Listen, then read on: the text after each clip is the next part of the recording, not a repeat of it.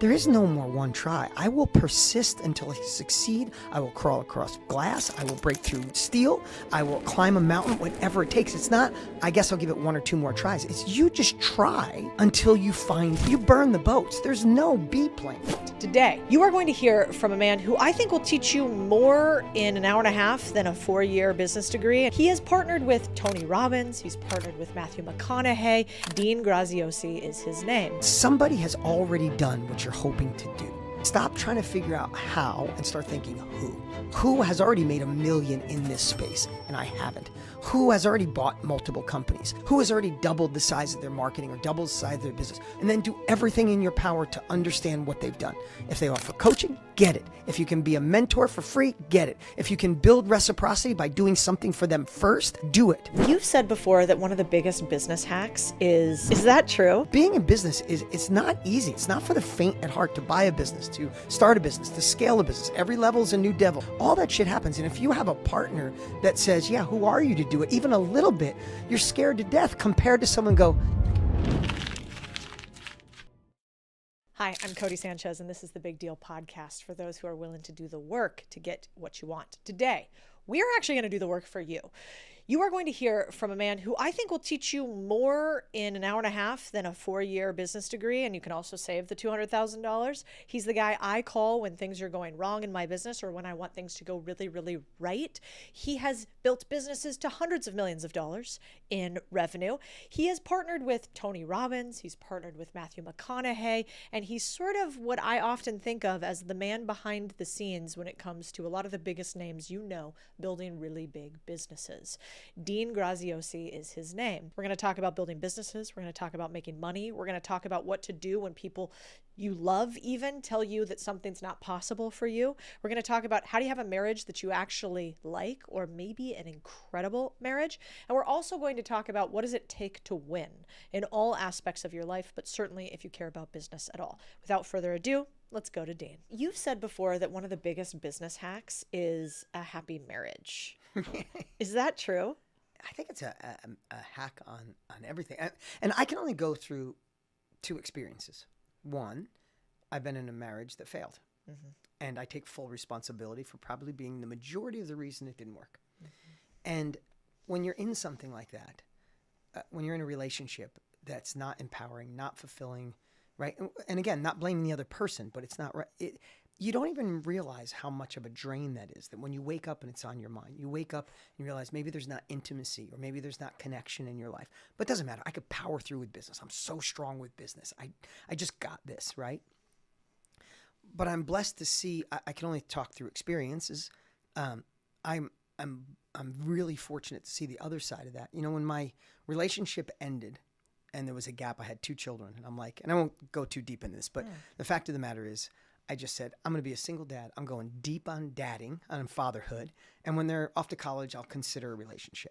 But I remember I was with my partner and friend, Tony, and he's like, but if you were going to get in a relationship, what if you just wrote down all the things that would be an absolute must in a relationship and all the things that were unacceptable in a relationship? So I remember writing all that down. And when I got done, something pretty profound hit me. I realized, wow, you're pretty full of yourself. You want all of this. But to get that, you better be the man that attracts and keeps that. And don't just be the facade that gets it. It's like, don't get the deal in the door and then be horrible with customer service. Like, if this is who I'm going to be to attract that woman, I better become that man. Yeah. And it was probably the biggest shift in my life. Like, I wanted to be the man that attracted that. So long story short, I'm blessed. You know my wife, Lisa.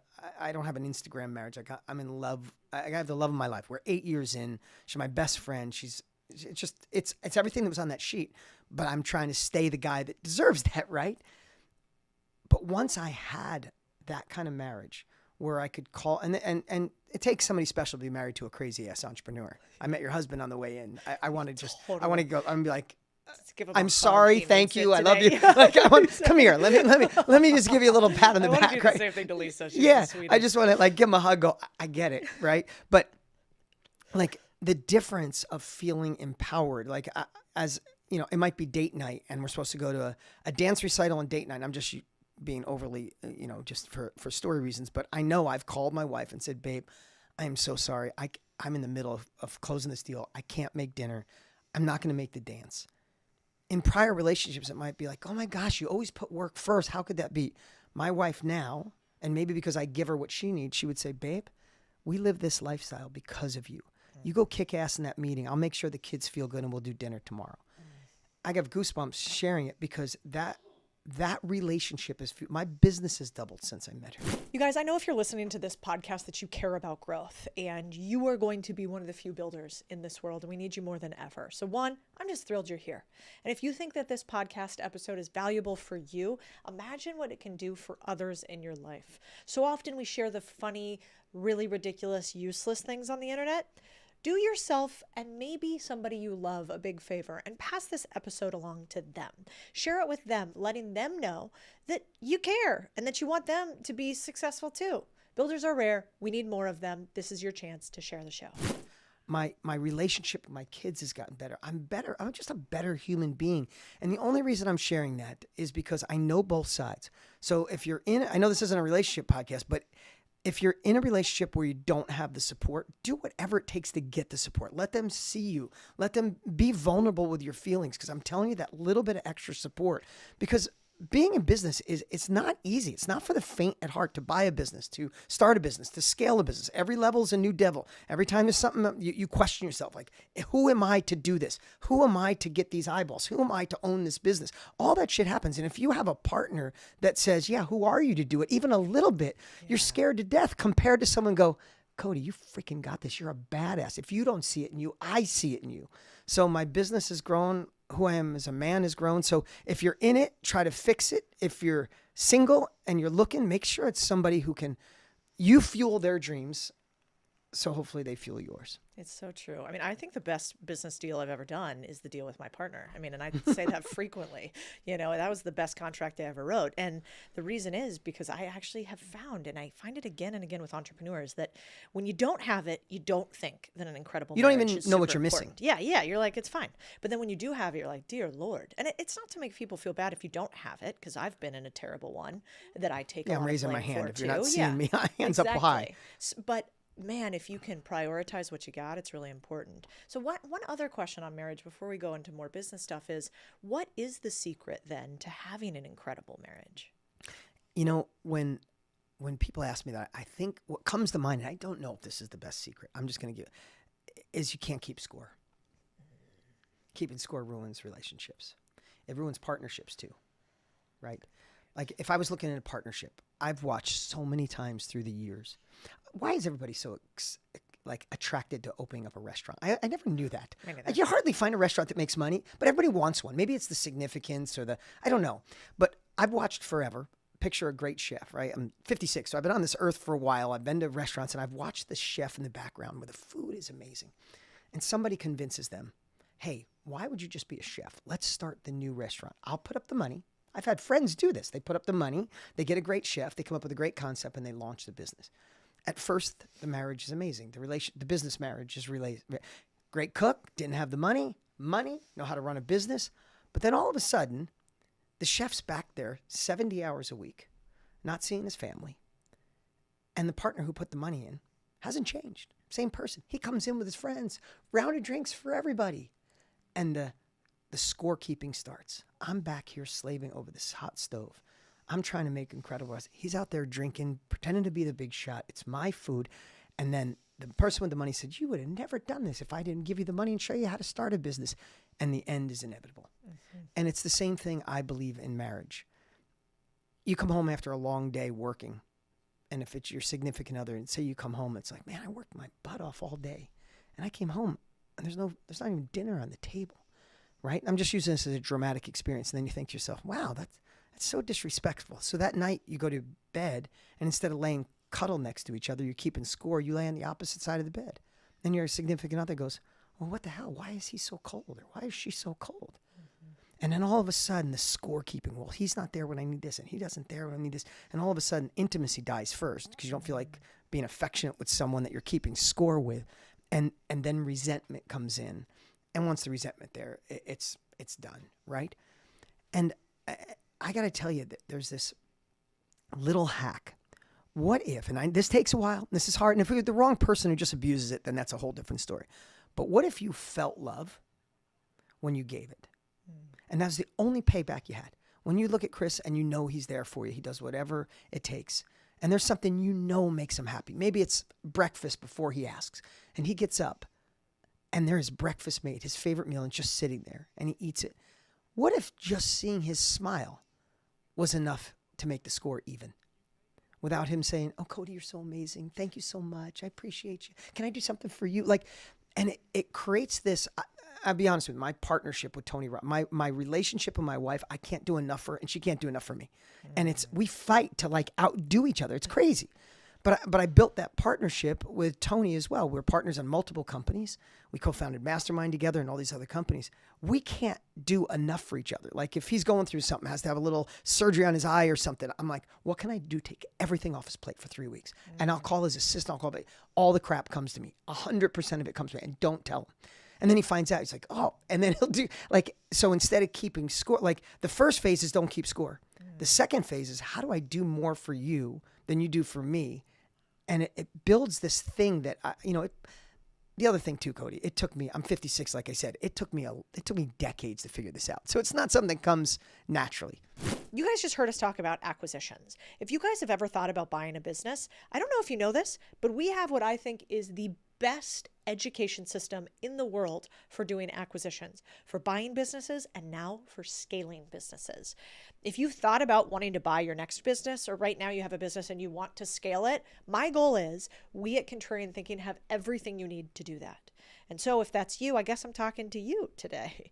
You can go to contrarianthinking.co, click on our education, and right there, you're going to see ideas for how you can buy your first or next business and how you can also scale your next business.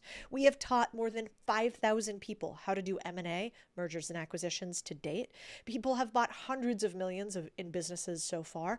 And my goal is that you become an owner if you aren't already one. So I hope you join us on the journey, contrarianthinking.co. Check out the education section. It's so good though. I've actually never thought about it that way because man, it would be pretty easy. I mean, you are huge on the internet. You have millions of people that follow you. You've helped millions of people over the years. And Tony is also huge on the internet. Maybe one of the most famous business people in the world. Hands down. Right. And it would be very easy for somebody like that to continue to say to a partner, I don't need you anymore.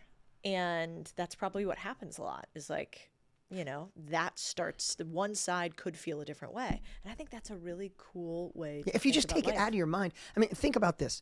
There are times when we do, we're doing a big event, right?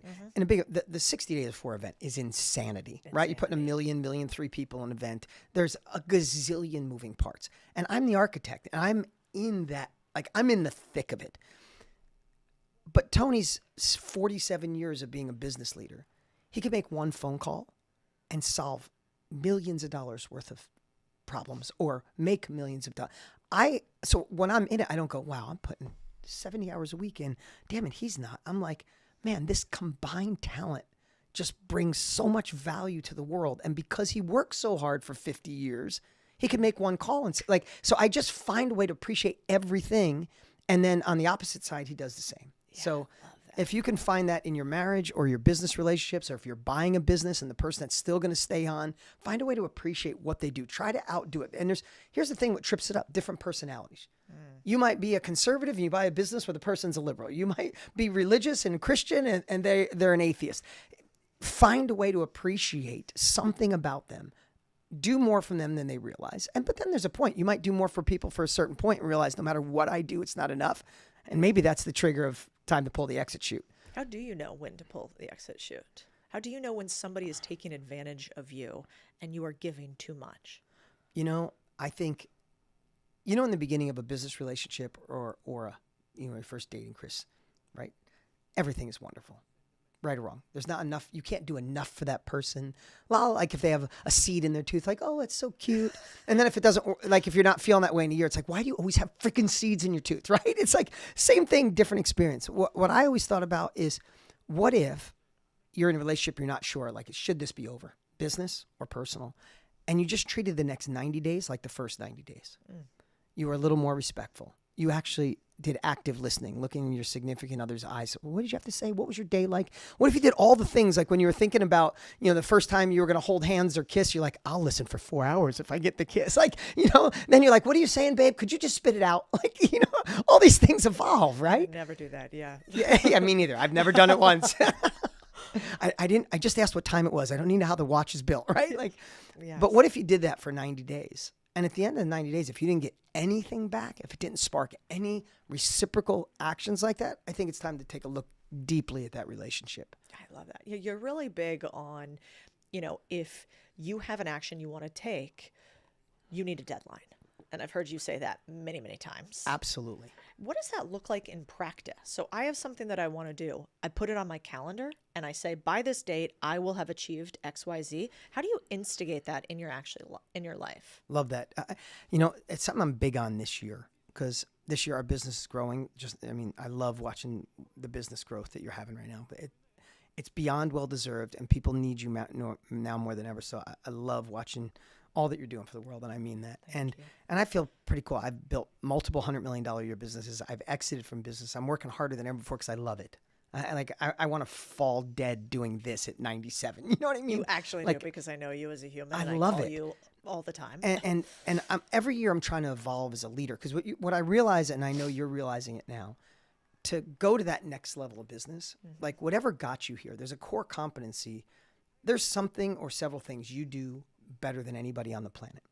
And what I realized, I was really good at creating incredible products. I was really good at marketing, operations, finances, those things. I just duct taped those together and band-aided them forever. I was so good at selling that the money covered the problems. But when I wanted to build a real business, I realized the skill I had to learn was leadership. And leadership is not project management. I've promoted so many great project managers to leaders, and I love them as project managers and wanted to shoot them when they became leaders. Because a leader is more of like a kindergarten teacher. You have to understand different personalities. This one thinks through their ego. This one needs a pat on the back. This one I have to go to lunch with once a month. This one I got to listen to their story. This one I just need to give love. This one I just need to leave alone and they do their thing. Stop trying to be. Like a leader figures out the human condition. And it took me a long time to really understand that, right? And a good CEO has different relationships with each person. So long story short, I tried Mastermind, the company that Tony and I own. It's growing and I love this company. And every year I say, how can I be a better leader? So a long answer to your short question, how do I set a deadline? I didn't forget. Is this year I've gone to each department and I'd say, what are your goals? What's your goals? And when I have a department give me 10 or 12 goals, I realize if you have 10 or 12 goals, none of them are important. When I say, which is the most important? And they say, they're all important. If they're all important, none of them are important. I said, if you had to narrow it down to 1, 2, or 3, what would they be? Oh, that's really hard. But if you had to, and I just give the framework, what is going to move the needle in your department? There's lots of things that are nice to have. What is the need to have that if you accomplish this, you should get a raise, you should get a promotion, the company moves forward. What are they? So I had all the departments, hundreds of employees, narrow it down to the most important things. And then I said, and I draw it as a pyramid. So picture the top is goal, right? The next one down is, okay, so what are the constraints holding you back from achieving that? Like, what is it? Well, I'm like, no. If we had to know, well, I don't have some. Okay, great. The constraint is you need a right person in that place. Could it be a system you're missing, or do you actually need a person? A lot of times it's like, oh, if I had a better system, I wouldn't need the person. So what is the constraints? How do you solve them, or how do you widen the circle to let me and others help you solve it?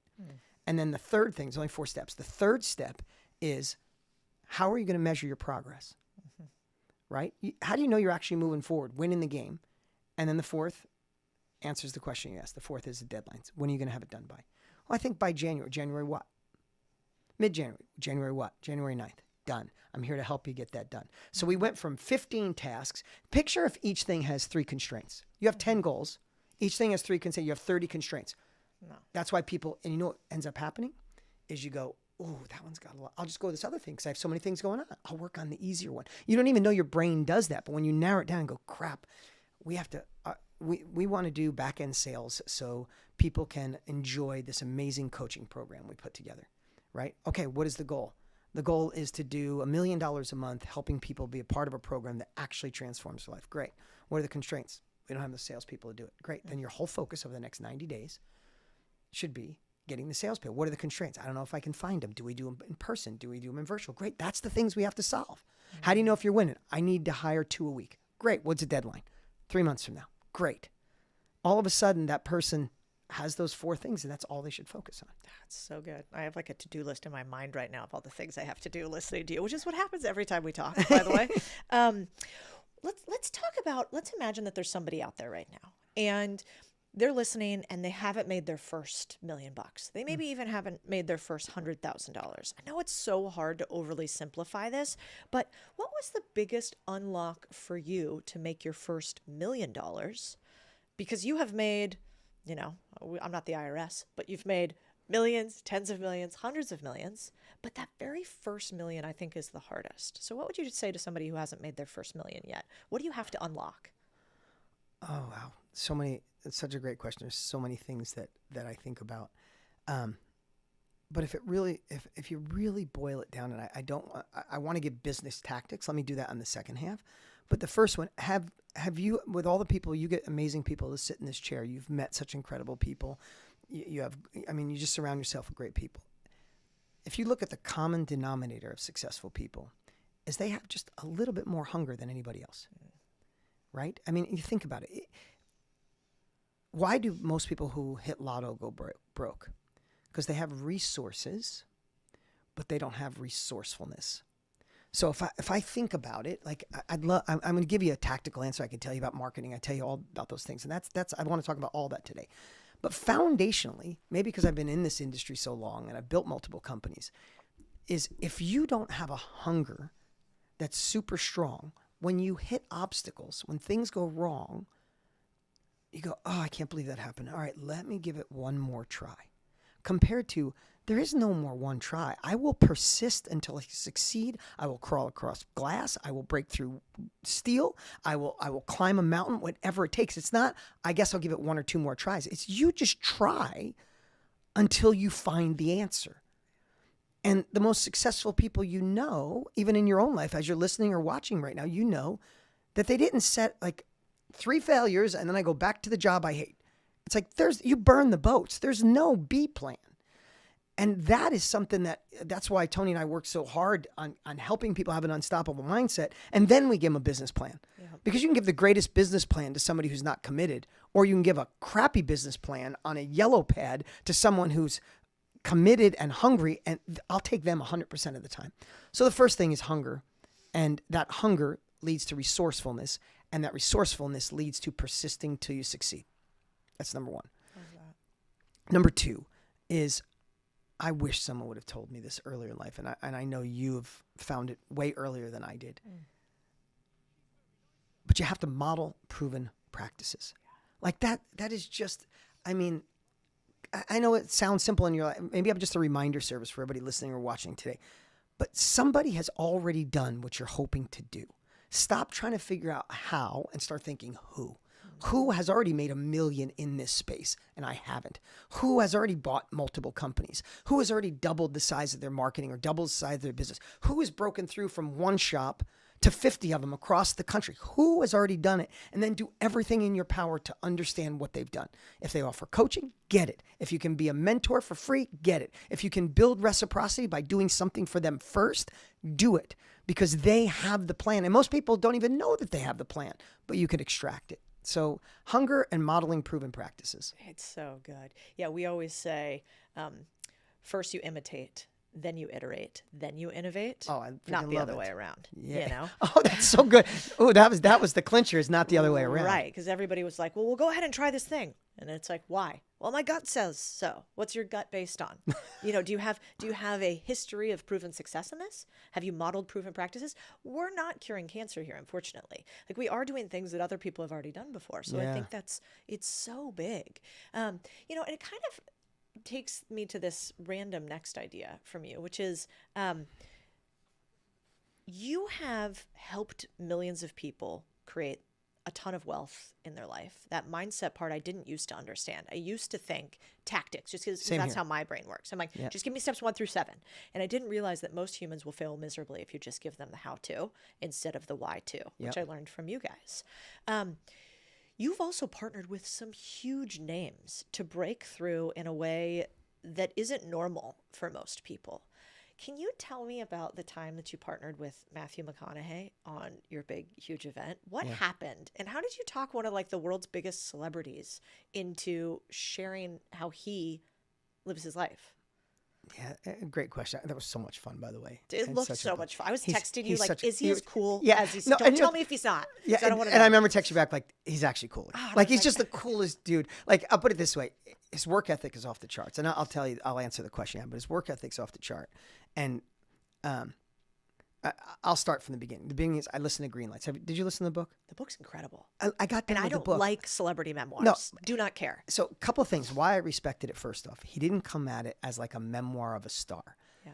What he said was, I've been journaling for 30 years. I found all the journals and I geeked out for 6 months and he went through all his old journals. He said some of it was painful, but he found the patterns that led to success and the patterns that led to failure. And I'm like, how could you not listen to every single word of 30 years of success and failure, right? So then he tells this amazing story in the book and he's got the voice, like, he's just got, like, it's just like, and I remember I get to the end of the book. I'm like, oh, I want more. Like, did you feel that way at the end of the book? 100%, of course. So I had a mutual friend, someone that knew Matthew and knew me. I'm like, can you do me a favor? I'm going to record a 7-minute voice memo. Can you just ask McConaughey to listen to it? And I left him a message, and fortunately, he had already watched my stuff. He loved Tony's stuff, so that gives you a little benefit. But I just said to him, I know this sounds completely crazy, but this book was so good when it was done. I wanted more, and I think the world needs more McConaughey. And this is what I said to him. I said, books are very inspirational, but courses can be very transformational because it's video. You give homework, you give assignments, you give challenges. Like, go do this right now. Stop playing this video. Go do the work. And I explained the difference of inspiration versus transformation. I said, I think you owe it to the world to create something next level that it actually turns it into not just an inspirational book, a program. And he got back. He goes, all right, let's do it. And the man went all in. Like, we talked about it, decided the deal. We said just to be partners on it. He brings Matthew McConaughey. I bring the experience. So Tony and I in our world. And they said, imagine the collision of your people and our people together, right? So what I love about the guy, he flew down, spent a week at my office. We stayed up till midnight every night, and he obsessed over every sentence, every word on, is this the way to transform? Is this the way to change people? And we called it road trip, the highway to more. So everything was like, how do you have more joy? How do you have more cool? How do you have more time, right? So everything was through this lens of more. But I got to tell you, it was fun. We're sitting around a table. And he can't help it, right? So he says, I said, oh, that story, you remember the story when he goes to Africa and fights the guy, and it's an amazing story. Incredible. So here's what's cool. This is what I get for an entire week, which is fun, is he can't help himself but to stand up and tell the story in Matthew McConaughey style. He goes, and then I'm sitting there like this, and I'm like, am I really going to fight this guy? And I look around at my team, because we're all captioning this. I look at my team, they're all like, the girls are like, will you take your shirt off? Like, you know what I mean? Like he's just the coolest guy in the world. And anyway, so long story short, we do this and we have 2.5 million people. So we did a live event, and at the live event, we offered his course. Not only did we have 2.5 million people watch on day one, he probably is the best-selling course in history in one day. Tens of thousands of courses sold that day. People fell in love with it. But I'm going to end it with this. Talk about the guy being cool. He gets off. We get done. He's like, I said, what'd you think of that? He goes, one of the most incredible experiences of my life. And I said, why? He said, well, usually I read someone else's script. I'm directed by somebody else and someone else edits it. He goes, I got to play me today. He goes, that's cool. He goes, you know what would be even cooler? Let's do a couple shots of tequila to celebrate.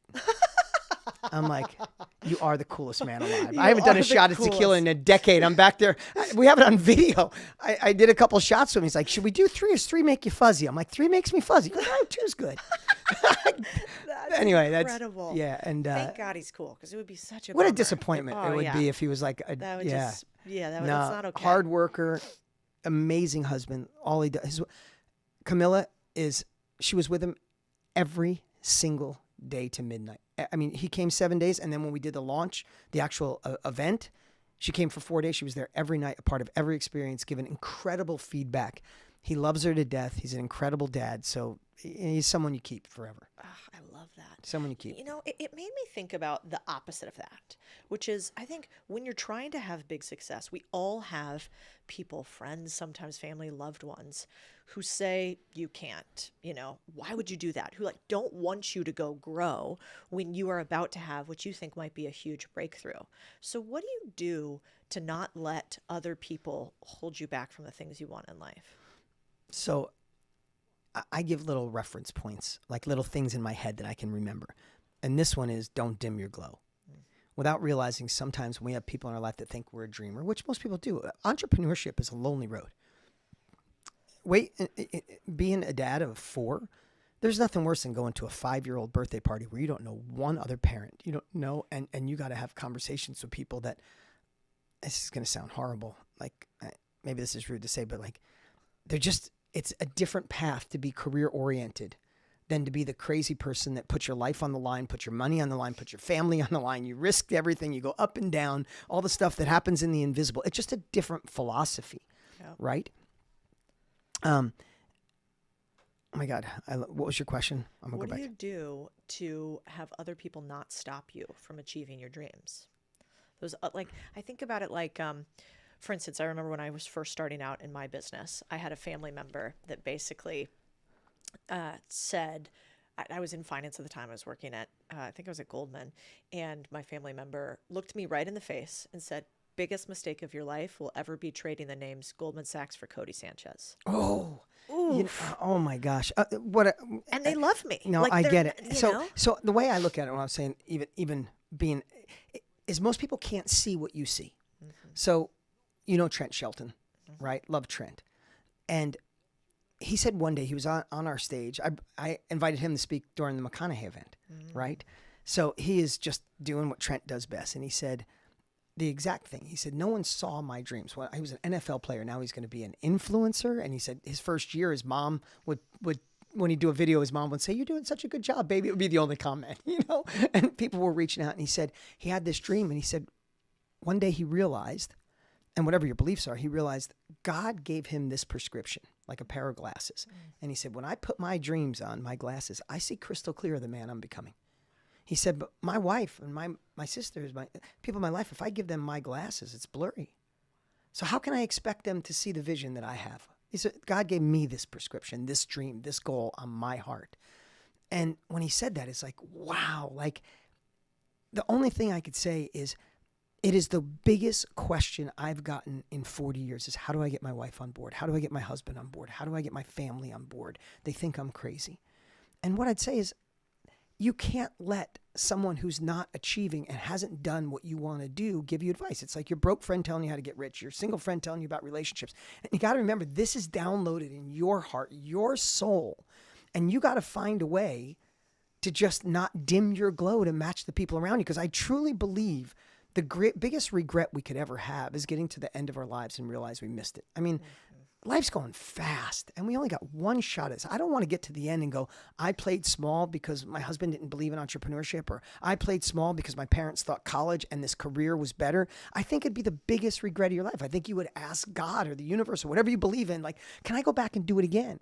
So what I do to get my, like to push me, not only thinking don't dim your glow, I also think about, I have that opportunity now. Like if I got to the end of my life and said, can I go back and do it over? It's almost like wish granted. Like you're back there right now. Today's your day. Today's your day to go, I don't care what they think. I love them. I respect them. I'm not going to ask their permission anymore. I'm not going to ask their advice anymore because they're not qualified for advice. I'm going to find somebody who's already done what I want to do, and I'm going to use them as my inspiration. That's my new mentor. That's my new path. And just like the Theodore Roosevelt man in the arena, right? I don't want to be in the stands with someone else's name on the back of my jersey critiquing how they're playing. I want to be in the field where they say getting bloody, getting marred, and at least at the end, I'm going to paraphrase this terribly, but at the end of that, if you don't know it, go Google man in the arena. At the end, it says, at least I know that I went out in the field and I tried my hardest and I got back out when I got knocked down. But at best, being out in the game allowed me to live into who I'm meant to be. God, it's so true. Right? Like Like, Yeah. you want to be in the game. I want my name on the back of the jersey. I'd rather have my name and say, we lost the game, but you fought like hell, than being in the stands going, oh, he should have done that, you know? It's so true. Yeah, my favorite line is about those cold and timid souls who know neither victory nor defeat. And it's what it reminds me of is that it's not just about victory. He says just as equally nor defeat, that other people who don't try, they also don't feel what that feels like, because there's so much learning and the failure. other side of defeat is when you win, it's just that much. It's that much. It's that much. So much more empowering because you know both sides rather than living kind of this flat life. Yeah. The sweat and tears are worth it. That is for sure. You know, one thing I was thinking about is we talk a lot about the difficulty, how hard this is, the hard work that happens. And I think that's really important for $1 million, like when you want to make your first $1 million. But is hard work really the only thing that matters?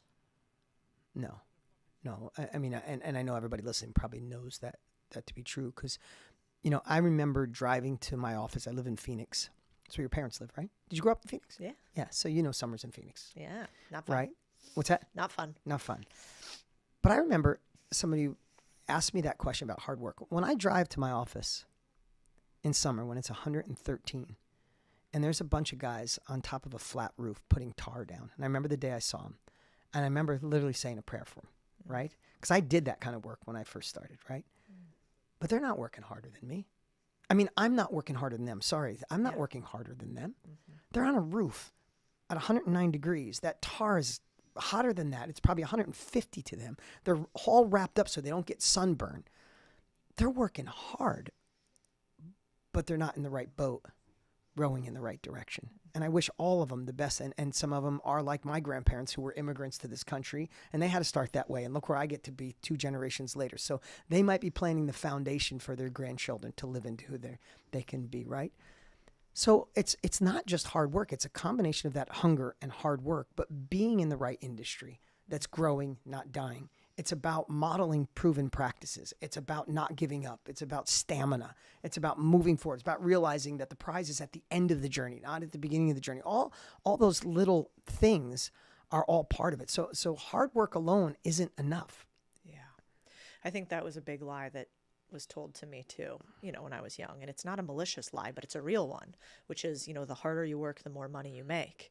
And I do think the harder you work, the more opportunities you get. Of course. And then absolutely. you get to seize those. But I'm wondering, so if we say now, you know, it's not just hard work, how do you figure out what work matters? How do you figure out if you are doing the work that will make you more money or just being busy? Yeah, it's so good. I think I used to draw this on a whiteboard and picture like a bullseye, right? There's an outer ring, smaller ring, and then a dot in the middle. And there are things that you do, that I do, that when we do them make us the most money in our company, right? If I had to ask you, what do you think moves the needle for you the most? Is it relationships and negotiating deals of buying a business? Relationships, hiring. Right. So let's just say, I'm just going to throw out a crazy number. When you're in that center circle, you make $10,000 an hour. Excuse the round number. And then the outer rings, there's stuff that you still do, we all do, that someone would do for $20 an hour. True? True. Right? And you're just like in a hypnotic rhythm. You don't even realize you're still doing certain things. You're still searching emails and you're still staying up doing text messages. You're like, oh my gosh, AI could do this, or someone else could do it. I could automate this. I could delegate this, or I could just eliminate this, right? But each of us, if we can build our businesses and thinking through, there are certain things I do. When I do it, it's $1,000 an hour, $10,000 an hour, $100,000 an hour, whatever it is, because it's so unique. I would just say, polish that diamond. Get better at the thing that moves the needle the most. Try to recognize that. And that's where your energy, your effort should go. And then it's how do you get an ROI by letting people do the stuff in the outer rings? And it's an evolution. It doesn't happen overnight. The way I used to explain it is kick all the stuff you could get somebody $20, $30 an hour. Can you make $20, $30 an hour doing the thing you do? Everybody goes, yes, I absolutely can. Great. Then hire somebody to do that outer ring. I don't know if it's a personal assistant that stops you from going to Home Depot and stops you from dropping your dry cleaning off and stops you from grocery shopping and stops you from cleaning your house. Get somebody to do that, but replace that time immediately with the needle mover.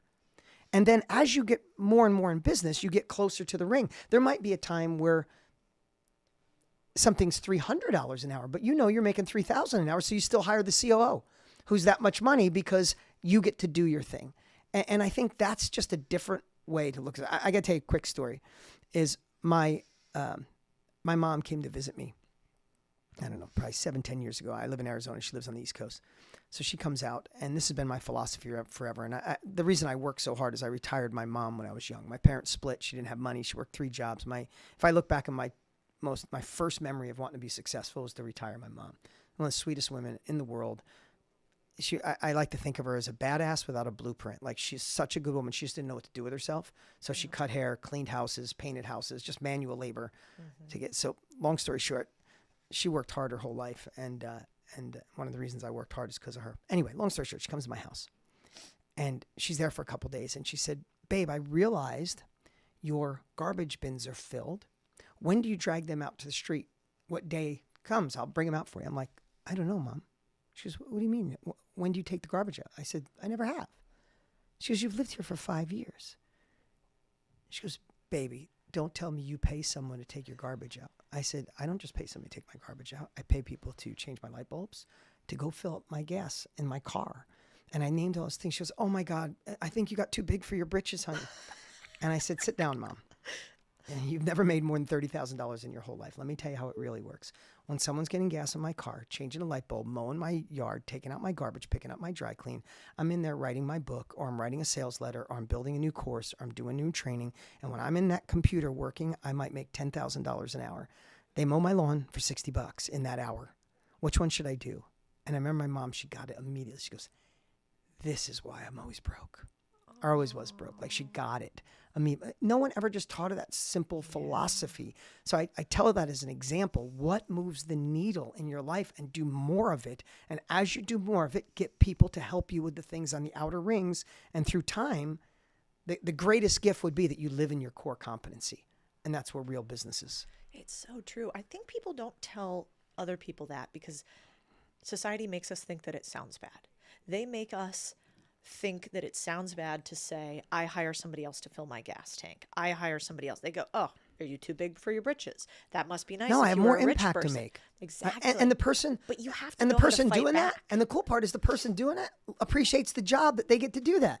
You're being too rational. This is not how it works.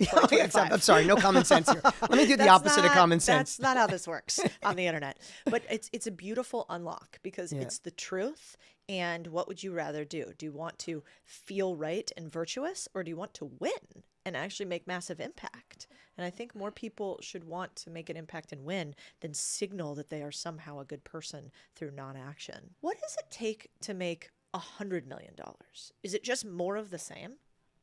No, I think I said it earlier, but every level has a new devil, right? And you and I have had conversations about this. The thing that got you out of like the thing that gets you out of Egypt doesn't take you to the promised land. So you can, as a rugged individualist, I heard that term, so I'm kind of just utilizing it. But like as that driver that has a core competency, good at finding businesses, good at making things happen, that takes you to a certain level. And then there's this phase where your business skyrocketed here. And I'm just going to share this with everybody. This is the part when it skyrockets. And right at that edge, whether it's 10 million, 20 million, 30 million, you think you're going to crack because you're doing all of it. I'm on the road. Like, let me use an example. I'm doing the podcast. I'm on the road. I'm the one on social media. I'm the one that's making the decision. I'm the one closing the deals. Oh my God, I don't even know if this is worth it. I'm about ready to crack. When you start hearing people say, I wish I had a twin. I wish I had the perfect operator. I wish I could hire the CEO that takes all this off my plate. That is the time that you need to obsess on leadership skills. That is the time where you have to learn how to bring in the right generals and how to get a team behind you and alongside of you where you collectively, there's, in my opinion, there's no way to go from 10, 20, 30 to 100 without a team where all of you are in the same boat, all rowing in the right direction and not you babysitting. I'll tell you the other thing I did wrong for years is I was really good at hiring young, amazing soldiers, like A players that I could see their potential, and mentoring them and training them to be amazing and turning them into leaders. That worked at $5-10 million a year. It didn't work at the higher level because I'm already maxed out of my brain. I'm already like, I don't even know if I have time to go to the bathroom today, right? Like, what do you mean there's a dance recital today? Oh my God, right? Like, I remember all those moments, and you don't have the time to mentor for 3 years to make that general, right? I think I'm just using terms soldier versus general. So there's this time where you have to build such a strong culture and be so good at bring people in that you got to bring in generals who immediately adapt to your culture, and they're the wind behind your sails. They got your back. They talk amazing about you when you're not in the room. They understand you're a crazy ass entrepreneur that changes stuff and invents stuff. And for your kind of company, my kind of company, it doesn't mean it's all the same. There was a crazy ass entrepreneur who started it. You need operators and people on the team that know how to work with entrepreneurs, not the typical traditional company and CEO and CFO and these are the decisions and these are the, it's like, no, we're a little crazy, but the craziness got us here. So I think the 20 to 100 is understanding leadership, bringing in generals and getting everybody aligned. And, you know, culture you can go down a road of culture forever. It's really, you got to get people with the same values as you. And when you do and you align, it is magical to watch that next level. Yeah, it's so wild. Early on, I think the problem is a lot of people listening, if they're new in their entrepreneurial journey, will be like, shut up leadership, shut up culture, shut up hiring. Yeah, of course. It sounds too far away. Yep. It's like, tell me how to make the money right now myself. But then what I found is like level 2, 3, 4 entrepreneurs, the only thing they want to talk about is leadership and hiring. Yeah. They don't want to talk tactics at all, because at a certain point, it's not the tactics that'll get you there. It's like, tell me what your org chart looks like. How do you incentive align compensation plans? You know, what does an equity payment plan look like? And so if you can start getting interested in the boring things that you almost don't quite understand at they're an coming. early level. Because they're coming. Yeah. You'll And get here's there the cool farther. part is think of it this way. Always, if you did it in an 80-20 split, 80% of your time should be focused on the company you are. And 20% should be on the company you're becoming. That's good. So if you think through that lens, what Cody and I are saying is you don't have to focus obsessively on leadership at 100 million if you're ready to do your first million. We're just showing you the path. We're future pacing you so you can see it when you get there. But I would say you have to work on the company you are. But if you just spent 10 or 20% going, but when I get there, what should I do? Oh, maybe I'll just start reading one leadership book a quarter just to see. And slowly these little tactics, and all we get to, like, what I hope today, I know there's a million things you could be doing, but if you're listening to us today, all I hope is that we shorten the learning curve for you. If there's something that would have taken you a year on your own, 5 years on your own, you go, maybe I could do it in 8 months instead of a year. Maybe I could do it in 3 years instead of 5. And that's the gift of modeling proven practices. Because I've already failed more than most, right? So why fail in the areas where I failed when you can learn it sooner? You're also a genius at the first stage of a company that matters all the way through to billion-dollar companies, which is product creation and figuring out, do I have an offer and a product that is not going to be something I have to muscle people into buying continuously, but going to be so good that they're going to thank me for selling it to them. Yeah. How do you know if your product or business is a good one and whether you should leave it or you should run with it? This might sound a little foo-foo, but if you fall in love with your clients, if you create something that you would create for family, sell a product, a service, and if your family went into the business and got served, how would you feel? How would they feel? So I know that sounds a little, like I said, but you got to fall in love with your clients. If you fall in love with your clients, then you fall in love with their outcome. Whether you're a service business or a product business, you fall in love with they used the product and oh my God, they used your coaching. Oh my God, they used you in a service, to service their home or their car. Oh my God, it was amazing, right? So if you fall in love with the client, you fall in love with the product and the outcome, then there's no way you can't feel good about selling it and promoting it. Right? When people ask me, how do you stand in front of the McConaughey event? Hundreds and hundreds of thousands of people live and you sold this product. Because I watched this guy work his tail off and it was such a good product. I never felt like I was selling. I was doing people a disservice if I didn't let them know about it. Right? So you said, how do you know? Is it a product or a service that you would recommend to everybody? Because when people ask me, and I'm just going to say, I know I just said this, but people ask me, what's the secret to selling at such a high level? Is you don't have to like your product. You have to freaking love it, right? And it doesn't mean it has to be perfect out of the gate, but start with the thing you love, ideate, iterate, look at get feedback from the customers, adjust and tweak. And when you know it's better than anybody else, there's just this extra push of marketing. There's this extra push of sales. There's a lot of times people ask me, can I give you a $250,000 a day for consulting? And I really don't have time for doing it. But sometimes if I really like the person, I will. And when they talk about their product, I could tell they don't love it. I could tell they like it, but they make excuses. Well, people don't use that kind of thing anyway. Oh, it breaks anyway. Oh, that's what everybody does in our industry. I'm like, you'll never have a marketing team or a sales team because you're the leader and you're not absolutely in love with it. And sometimes it might be boring. I say, go back to the drawing board. Fall in love with your product again, like when you first launched the company, before it got diluted, before someone else was the part of the fulfillment and you don't even look at it anymore. Go listen to your customer service calls. Go look at the feedback. Go Google your name online and your product and read all the shitty stuff on there and make your product better. You'll automatically build a different sales department. You'll automatically build a different coaching department. And then you don't care. Then you want to go to 100 million, 200 million, a billion, because you get to change more people. They have a better experience. It's so true. And you know what's so interesting is that most people won't do that second part, which is instead they'll make excuses why they said that online. That person's lazy. Happened. They don't like anything. They don't like the dinner. They don't like, right? Exactly. And we have a rule at our company that you're never allowed to talk badly about a customer, ever. I love it's it. not that the customer's Same always here. right. I don't actually believe that. I don't believe that either. But you are never allowed to talk bad but about the customer. Even with someone who isn't right, I always find the essence of truth. Yeah. Right? Yeah. Like, we do provide customer service that's great, but why are we taking 6 hours to get back to people? Can we get it to 3? Yeah. Can we get to 30 minutes? Like there's always a glimpse of truth in it. And I think if you have the courage to read the critics, it doesn't mean you have to cave. It just means take that advice. Because I mean, it is the greatest gift you could give your entire company is to love what you do. Yeah, it's very true. And you can feel it. Yeah. Like when you sell something, I can feel from you the energy that comes from the fact that you actually think, I mean, you call it like getting your customer to want to ask you for the next step, which I love. So maybe you could talk a little bit about that. I think a lot of companies die because they try to sell somebody one thing once. And so they're trying to get this whole universe of people to buy one thing from them once. A lot of successful companies, they get one customer and they want to serve them for life, which is what you obsess about. Can you talk about how to get customers for life and how you can get them to say thank you for offering them the next step continuously? Yeah, a great question. So maybe I could use it through the lens of a live event, just because it'd be the same model of any company. So what I love to think about is the end in mind. And at the end, I ask myself 3 questions. Who's my ideal client, right? What is their ideal outcome when they use our product?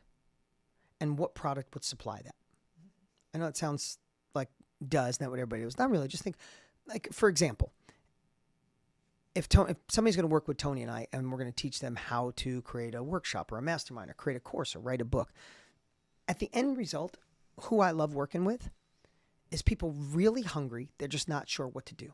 I don't want people that have bought a million courses on how to get rich for doing nothing, because I can't serve them. I don't want people that don't want to do the work. They just want the outcome, because they're never going to be an ideal client for me. So if I know our ideal client is someone who is hungry as heck, they're brilliant without a blueprint. Let's say that, right? They know they want to do something different. They're unfulfilled in their current business or their current career. They want to do something different. They're hungry. They're willing to do the work. Cool. Ideal client. Love you. Number 2 is, what is their ideal outcome? We show them a path. They don't give up on themselves. They get an unstoppable mindset. Then they have a blueprint to start and scale their business. That's the ideal outcome. They're making sales online and they feel some purpose in their life, right? The third thing, what's the ideal product? Well, I need the training. I need some AI that thinks like Tony and I. We need some accountability to help you when you get stuck. All the things I wish I had when I first started, right? So if I know that's my ideal client, my ideal outcome, ideal product, then I work backwards on all the marketing I do, whether it's a free podcast or a book I'm selling. I want to market to those people knowing they're going to end up there. They might end up in our world. They might end up in a high-level mastermind or something like that. But my marketing, I want to deter. I want to attract those I want and push away those that I don't. So my marketing looks for the brilliant without the blueprint, the hustlers, the hungry ones. They're finally fed up with leaving their life the way it was. And if I do that, then they're going to stay in my ecosystem forever. And then the way I look at it is each product you build, I'm sorry I'm doing this through a live event or kind of our company's phase, but I hope it relates to every business, is I look at building every piece of your company so good that they're like, gosh, that was so good. What's next? Right? So your book, amazing. As soon as I started reading it, I posted immediately about it. But it was amazing. And if I read that book, just like I read McConaughey's book, I read McConaughey's book. I'm like, what's next? It wasn't, and this is where people mess up. Some people think, hey, I need to upsell all this stuff. Like there's nothing worse than a service provider that comes over. It's like $50, we're going to clean everything in your house.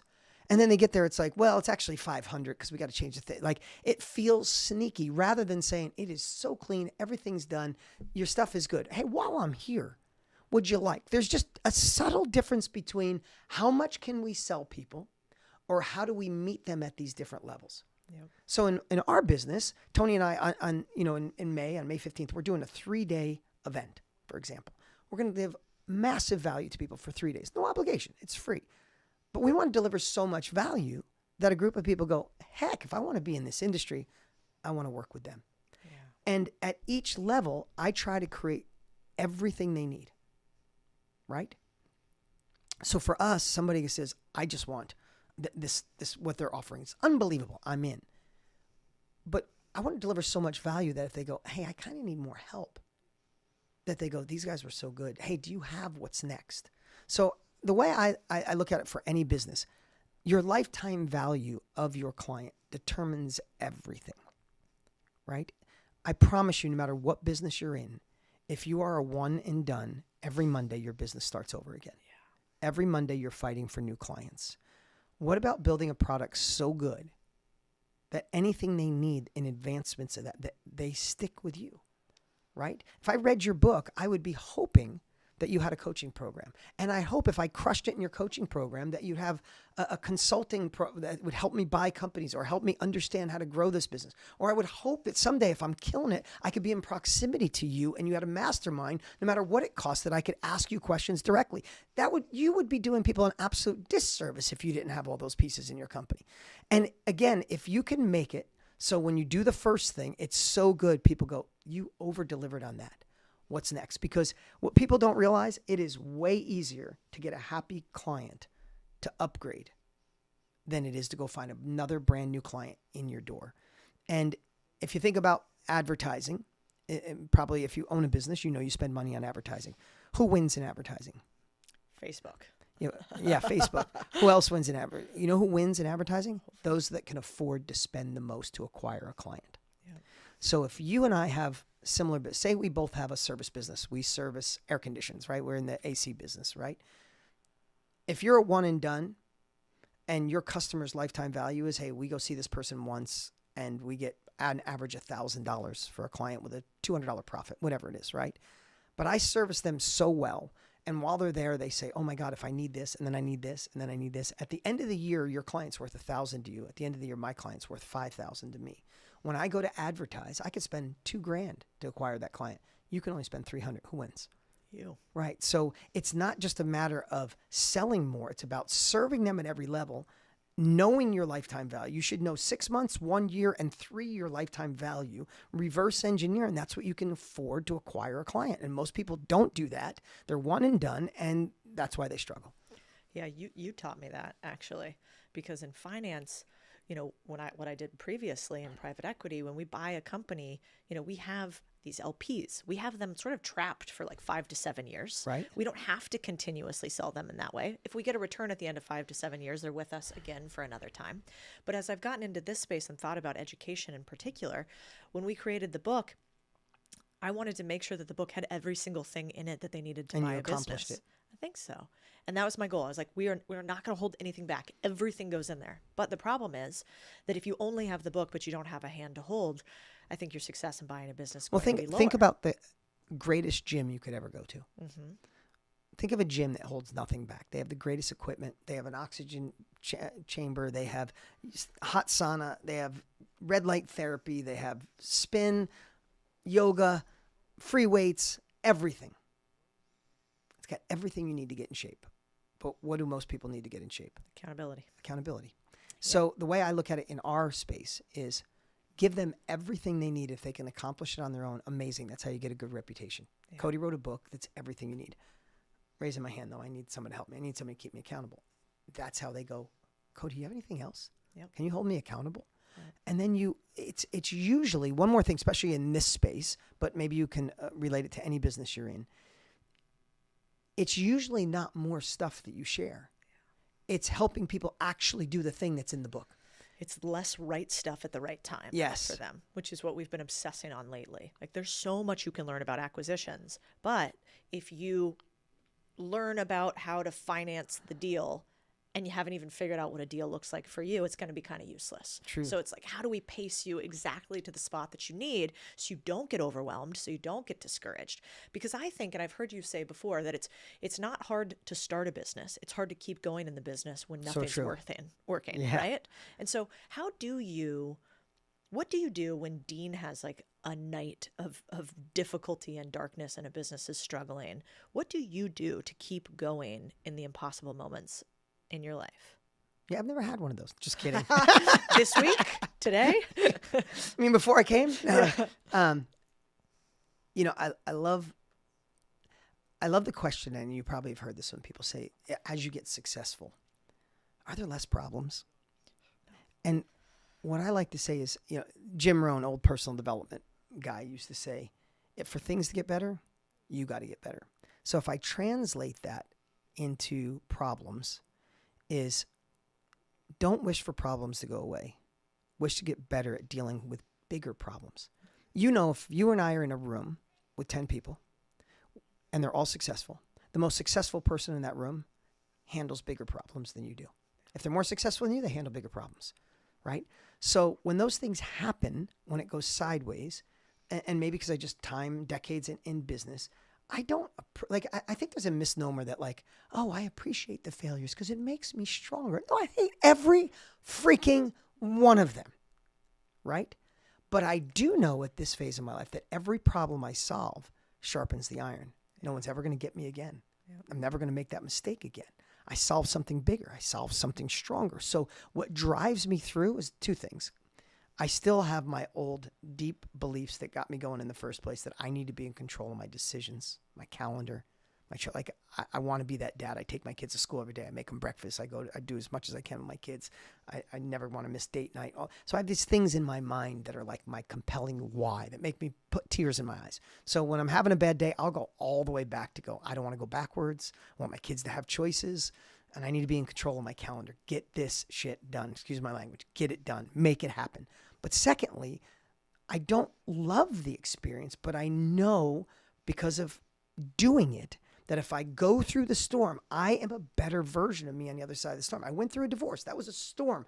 I'm a better man on the other side of it. I've almost gone broke. I've almost quit. On the other side of it, I'm a better, stronger man. So I've come to realize that I need to focus on the other side of it and what carries me through.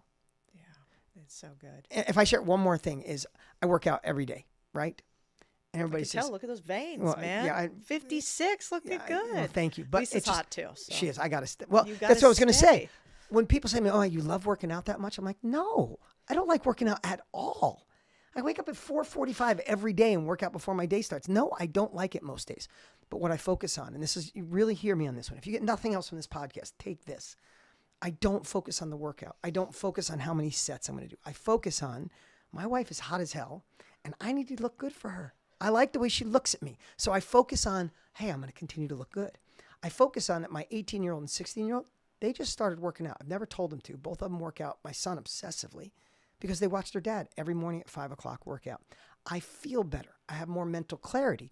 I even stack it every day when I work out. I listen to a podcast or a book. That's how I burn through your book. It's how I listen to your podcast and other people. So I feel like I'm getting smarter.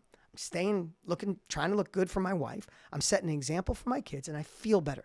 I focus all of my energy on how I'm going to feel when I'm done, and then I just do the workout. And it's the same thing in business. When the thing goes wrong, when the CEO leaves and takes 2 employees with you, you're like, how can I get through this? I focus on when I understand what I did wrong to hire the wrong person or not nurture that person. When I understand what I did wrong, I'm going to fix it, and I'm going to be better off, stronger. My business is going to go up, and I just focus on that. Dean Graziosi, it's just like some adrenaline right to the veins every time I talk to you. Where I want to end with is I think people are going to take a lot from this. There's so many things that they're going to take here. But I've heard you say a line that's stuck in my head so intensely. It like keeps me up at night sometimes. And the line is that procrastination is the highest form of self-abuse. Mm-hmm. So with people listening today, if you're going to take one thing away, how do you, Dean, make sure that you never become the procrastinator who says they're going to do a thing and never actually does it? And maybe people listening can become that same person and take 1 or 2 things and go do the damn thing today. So I'm going to give you 2 things. I'm going to tell you a quick story, and then I'm going to remind me of the 3 C's that helped me change that. Number 1, what all of us as parents, we do the best we can. That's it. So I'm not saying I'm a perfect parent, but there's something I've been telling my kids forever. When my son will say to me, hey, I'm going to get straight A's, or I'm going to keep my room clean, or I'm going to eat cleaner, or I'm going to work out. I'm going to work out 7 days a week. The answer I've told my kids forever is like, hey, you don't have to promise me anything, but don't make a promise to yourself that you break, because it's a habit. I'm going to work out 7 days a week. I'm going to stop eating bread. Like something as simple as saying, I'm going to stop eating so much bread. And then you eat bread all week. I'm going to stop having 4 cups of coffee. I'm going to have 1, but you still have 4 cups of coffee. When you lie to yourself, it becomes a pattern, and you get used to letting yourself down. Do not let yourself down. Don't worry about what anybody else thinks, what anybody else feels. If you make a promise in the mirror, be the person know that your word is freaking iron to you. So that like I watch my kids when they say something, whoa, before you put that out there, don't lie. Are you sure? All right, I'm going to commit to 5 then, Dad. All right, commit to 5. I'm not going to check you. If you don't do it, it's your failure, right? So that's number 1. Number 2, there's 3 C's I always think about. And the 3 C's are this. Number first is change. We have to embrace change. We have to fall in love with change. The one constant in our life is change will always happen, no matter what. When you think you got it figured out, stuff will go sideways. When you think you're at the last breath, you figure out how it, and all of a sudden your business starts to grow. We have to learn to embrace change. Do we have to embrace it because AI is coming? Decide not to use AI and watch where you are in a year if you're in business. You're going to be behind. You'll never catch up. You have to embrace change, especially in this world with technology, and you can't bury your head in the sand. So learn to fall in love with change, just whatever it takes, because you have to realize if you don't change, you die. If you want, read the book, Who Moved My Cheese? Realize you had to go out in the maze and find new stuff. So the first C is change. The second one is courage, right? Courage is the precursor to confidence. Everybody says you need confidence. Confidence only comes after you're playing the game. Courage comes when you have to blindly, it's jumping out of the plane and growing wings on the way down, right? And borrow courage from the past, borrow something, your big personal why, but something that makes you take that uncomfortable action, because you're not going to build the 3rd C, confidence, until you're in the game. But then once you do, that confidence becomes intuition, it becomes gut feeling, it becomes drive. But at every level, I go back to, Dean, this is a big one. We got to embrace this change. Right? We got to embrace it. I need the courage to move forward. I'll borrow it from the past, whatever I got to do to move forward. And then once I'm in it, I start building confidence through the failure and success. So good, Dean. All right. You heard it here first. Don't fucking wait. Get going. Dean Graziosi, thanks for being here. Great. When men win the lottery, nothing really changes. When women win the lottery, the only really big change in their behavior is divorce. The 10 richest men also have 13 divorces between them. Holy shit. My divorce was like the biggest failure of my life. You just pick your human that you think is the best person for you, and then you work at it. You can do something good alone. Yeah. Great? No. Men usually come to therapy to try to stay, and women come to therapy to try to leave. I'm just not a good human to be a partner to. If you assume that your relationship is passively stable, you'll wake up one day to divorce papers. Having another human to stand beside and knowing that you choose one other person to go through time with is a fucking superpower. Welcome back. It's Codie Sanchez, and this is the Big Deal podcast. for those who don't just want to get rich, but want to be free and actually do what it takes to get there. All right, this week, we are talking about something that really nobody talks about, which is the D word, divorce. How does it happen? To how many people? How much does it cost? Maybe a few ideas on how to avoid it. And I've been through this before. I was married previously, remarried, and have been through a divorce. It is not something I wish on anyone. And the second that I meet somebody going through divorce, I usually say something like, I'm so sorry, and also congratulations, because there's a conflicting set of emotions that happens when these things go down. And because nobody ever talks about it, I figured, let's ask some of my successful friends what it was like when they went through it. What did they learn? What would they do differently? And then let's go to the numbers and research and see what's actually going on in this world of divorce, which seems like it's increasingly more and more common. I don't know. So I think today we're going to get kind of controversial, right? Rachel, where do you want to start? What's our contrarian idea for the day? So I think this is going to be a really interesting topic for me and other people listening who don't have divorced parents, who I've never been married, I've never been engaged, I've never had a divorce, but I'm really interested to know how much it actually costs to get divorced and what is that aftermath, especially in the business world. And Sam Parr had a really funny tweet. Actually, it's not funny, but it's really interesting, I guess, to catch my words there. The 10 richest men also have 13 divorces between them. Holy shit. Yeah. Wild. That's a lot, right? That's a lot. I also like Sahil Bloom's comment afterwards, though. So divorce makes you rich. Yeah, there it is. There it is. That's the funny part. And this is the chart of actually the 10 richest gents and whether they got divorced or not, or how many divorces they have. I thought there were a couple interesting things on here. One is like Larry Ellison figured out how to get divorced and he likes it 4 times. That's tough. Obviously, we know Elon Musk's 3. What else did you think was interesting here? I thought it was interesting that obviously I feel like Mark Zuckerberg's wife has always been in the picture. And so I knew he wasn't divorced, but seeing that he was up here on the chart, I think he's number 5. Seeing that he's had 0 divorces amongst all these peers were really interesting to me. Yeah. So it looks like Zuckerberg and Larry Page, only 2 of the, top, let's say 11 richest dudes who are not divorced, which is pretty wild. Which then makes me think, okay, so that means the divorce rate is accelerating. This is normal. We've all heard the percentage that 50% of marriages end in divorces. I just took that as sort of rote, and then we looked into it a little more. And what we actually found is that it's more like 70% of marriages in the 1990s actually made it to their 15th anniversary, and that this number is increasing from 65% for the 70s and 80s. So maybe the 50% number isn't right, first of all. But it does appear that a few things really drive divorce more increasingly. One being money, apparently. Uber wealth leads to optionality, which apparently leads to increasingly more people getting a divorce. Then the second thing I thought was interesting was this tweet from Chris Williamson, which was basically like, when men win the lottery, it's kind of nothing really changes. They get married at the same rate. They have kids at the same rate. When women win the lottery, the divorce rates double. The only really big change in their behavior is divorce, which I thought was really, really interesting. And then I think he had another one that surprised me also. Do you want to read what the second tweet is? So this is from Chris Williamson, and he said, people with 9 or more premarital partners are 151% more likely to dissolve their marriages compared to people who tie the knot as virgins. In other words, the level of premarital sex increases the chance of divorce between 2-fold and 3-fold. It's fucking wild. Which basically means, we were talking about it, like nobody ever wants to talk about body count, right? That's a weird thing to ask somebody. But now, apparently, if you've had 9 or more premarital partners on either side, this isn't like, what the Andrew Taters say, which is like, women should be virgins, we should off. Apparently, on either side, dudes and chicks, they both are 151% more likely to get divorced if they've had 9 or more premarital partners. And again, I don't think this says anything between your life choices, but I think knowing the numbers and not just assuming the narrative is right is like super important. And so when I look at this, I think, okay, well, I know already the odds are stacked in some ways. If you're really successful monetarily, looks like you have a higher divorce likelihood. If you've had sex with more partners or your significant other has, you might be more likely to get divorced. And also, it looks like if you come into a big chunk of money, you might be more likely to get divorced. But having been through divorce myself, I know nobody actually wants that.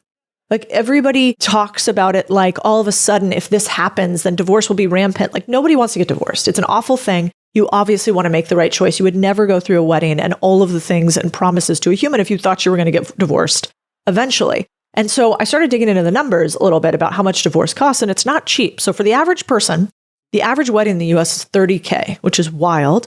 The average cost of a divorce is like $12,000 to $100,000, obviously varying on total costs. And it takes, even without children, about 10 months, so almost a year on average. You can imagine the opportunity cost, how much time, attention, energy it takes away from anything else you do. You probably earn a lot less during that period too, because you're focused on something else. So I don't think divorce should be something we strive for in any way, shape, or form. It's awful. But then the question becomes sort of like, what do you do to not have divorce happen? And I don't profess to be some sort of expert on it, but I did think that this from Bill Perkins was really interesting on his thoughts on divorce, marriage, and staying in it. Bring the band in. Let's go. We're doing a series sort of on dating, relationship, divorce in general. And with the full spectrum of, I don't fucking know. I have experience. Yes. Exactly. Like I've been through it. I'm not an expert, not clinically trained. But one of the things that we realize is like people don't talk that much about divorce and what they would have done differently when they're successful. Right. And so I don't know if you have generalized thoughts on, you've been through divorce, you're now happily remarried, you have a great family and kids, but what did you learn? Oh, I learned how I fuck things up. To me, my divorce was like the biggest failure of my life. It took a lot of unpacking to figure out, well, how did I screw this up? How did I go from happy pictures and a wedding and well wishes or whatever to, you know what I mean? Like, I can't do life with you, right? And so, was it a mistake in the beginning? Did I do this? What could I have done better? How could I have upheld these promises, right? And, you know, and I say, well, at least I kept one promise. I will love you forever, right? So that was part of it. So there was a lot of like, you know, blame. It's so uncomfortable and so painful. You want to discharge that discomfort. And the clinical definition of blame is discharging that discomfort. So I had a lot of blame of other people, my ex-wife, you know what I mean? The situation, myself at times or whatever. And it's like, okay, where did I not do my best? And why didn't I do my best? And what limiting beliefs led me to this failure? So that was a lot of, this could be a whole episode in itself, right? Getting there.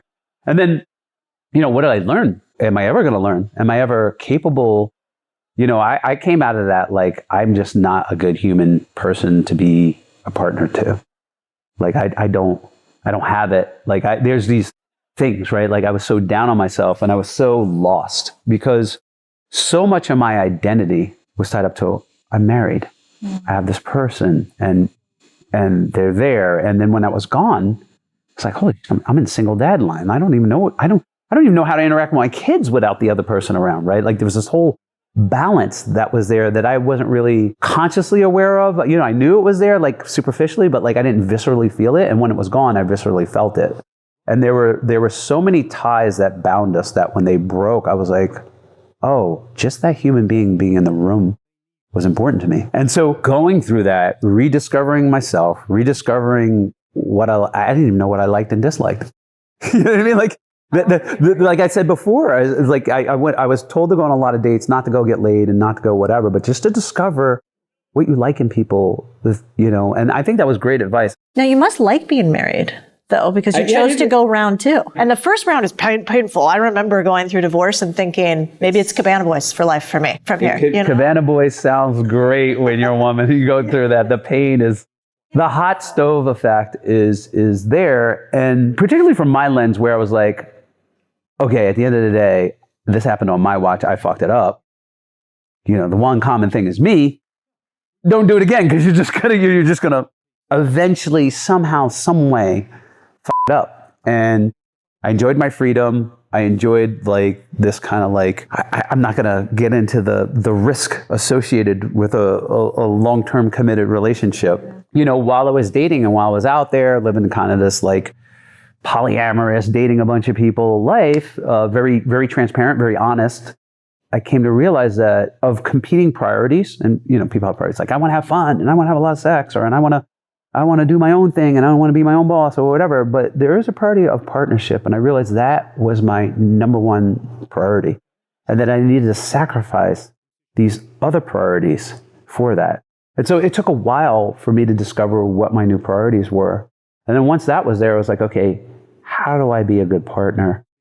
What can I change from the last time? How can I be more accountable to myself and another person? And can I love another person the way they deserve to be loved? And those are still open questions, but I was willing to take the risk again and go with what I deeply wanted is partnership. And it didn't have to be a marriage, right? It could have been partnership in any kind of way, but that was the requirement for being with my partner, is that, that was the admission price. Yeah, I mean, I talk about it with my husband a lot. And again, like you said, who knows? Talk to me when I'm 85 and we'll see if we've been successful. Right. But I do think there's something wonderful when you're attempting, let's say, big things in any way, shape, or form, to have somebody who's standing beside you and who's not incentive aligned to some outcome besides the two of you surviving for some period of time. And so with him, that sort of foundation is it's just, there's no more distractions. I'm not chasing around other people doing this other stuff that I used to do with competing priorities. And so I really love being in partnership. And we were talking the other day about, there was like the girl boss movement. Remember that? Like Sophia Amoruso, girl boss, going to go be our own thing. And then I think the counter movement to that was sort of this alpha male movement that we're in right now, which is like, manly men, women, blah, blah, blah. And then I kind of think that there might be this regression movement of partnership in some way, shape, or form. And I don't know what that would look like, but we've been in a period of like increasing divorce rates and separation of sexes for a long time. As I talk to a lot of my most successful friends, one of the biggest things many of them talk to me about is their partnership. And they all look very different, right? Which I think is great. What is it about being in a marriage that you find is beneficial? What does partnership even mean to you? On the transactional side, my wife has a very high EQ, way higher than mine. And I learn and get a lot of value for that. But I think I get a lot of value out of loving somebody, right? Like I want to prove to myself that I am capable of that. And so that in itself is my quest. But aside from like somebody standing behind me when I'm trying to do the thing, like the thing, that's, for other people, the thing is it, and they got somebody to help them do the thing and conquer the world. And I see that model on Twitter or Instagram, like, you got to have a good woman behind you to do the fucking thing. I want to have a good woman to show that I am capable of love and having the human experience.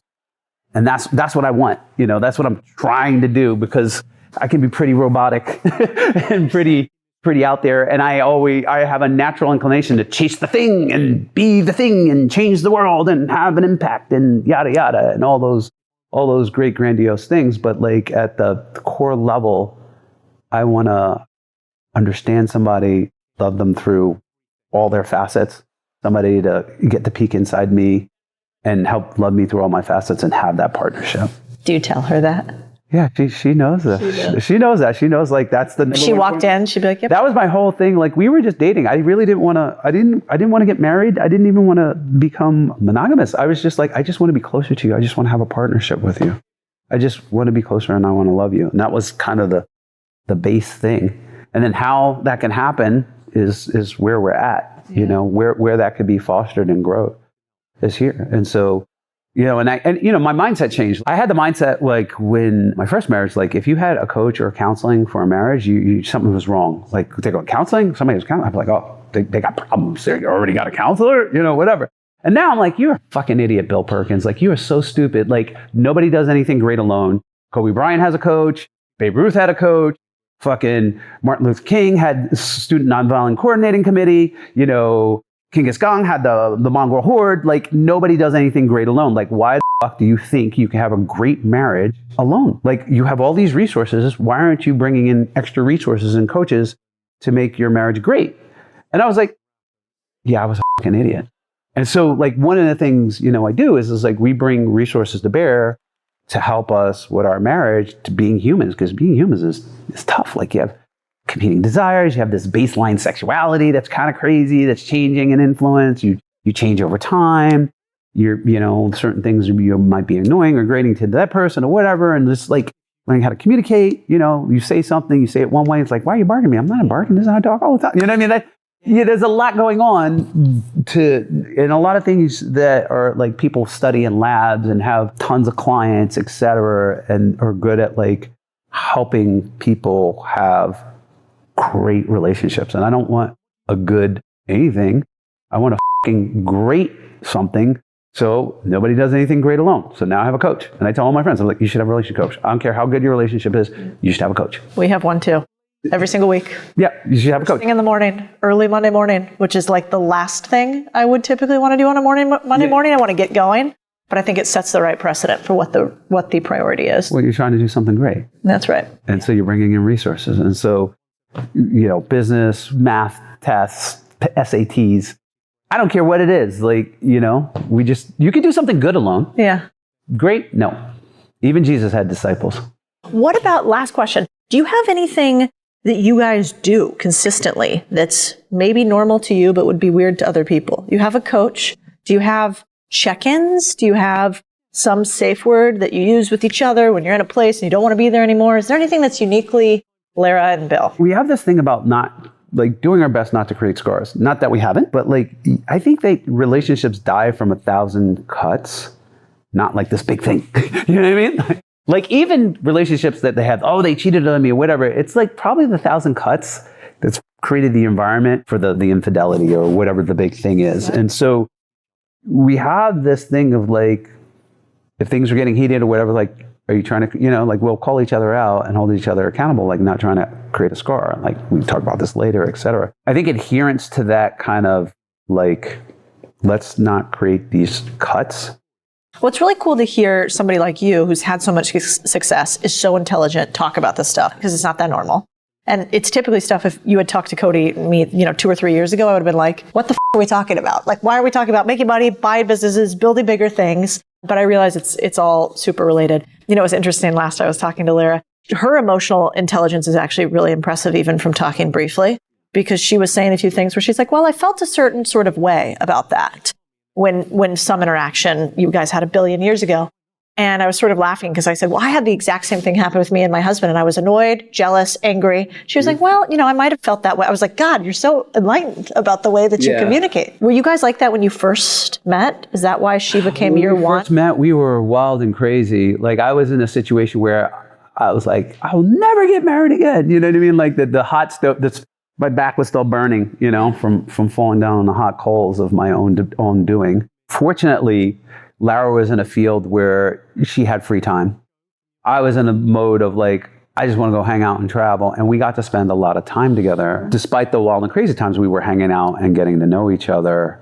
And, I saw it, right? I saw, you know what I mean? There's something that I needed, that I wanted, I became obviously physically attractive, but I became attracted to her soul, her way of being, her kindness, the whole package. And I was like, okay, I want to get closer. I want to be partners with you. Even running around the world as a madman, I want you to be my wingwoman, as running around the world as a bad person. And then when I'm hanging out with my kids, I want you with me. And when I went here, and it was I always just wanted her around all the time.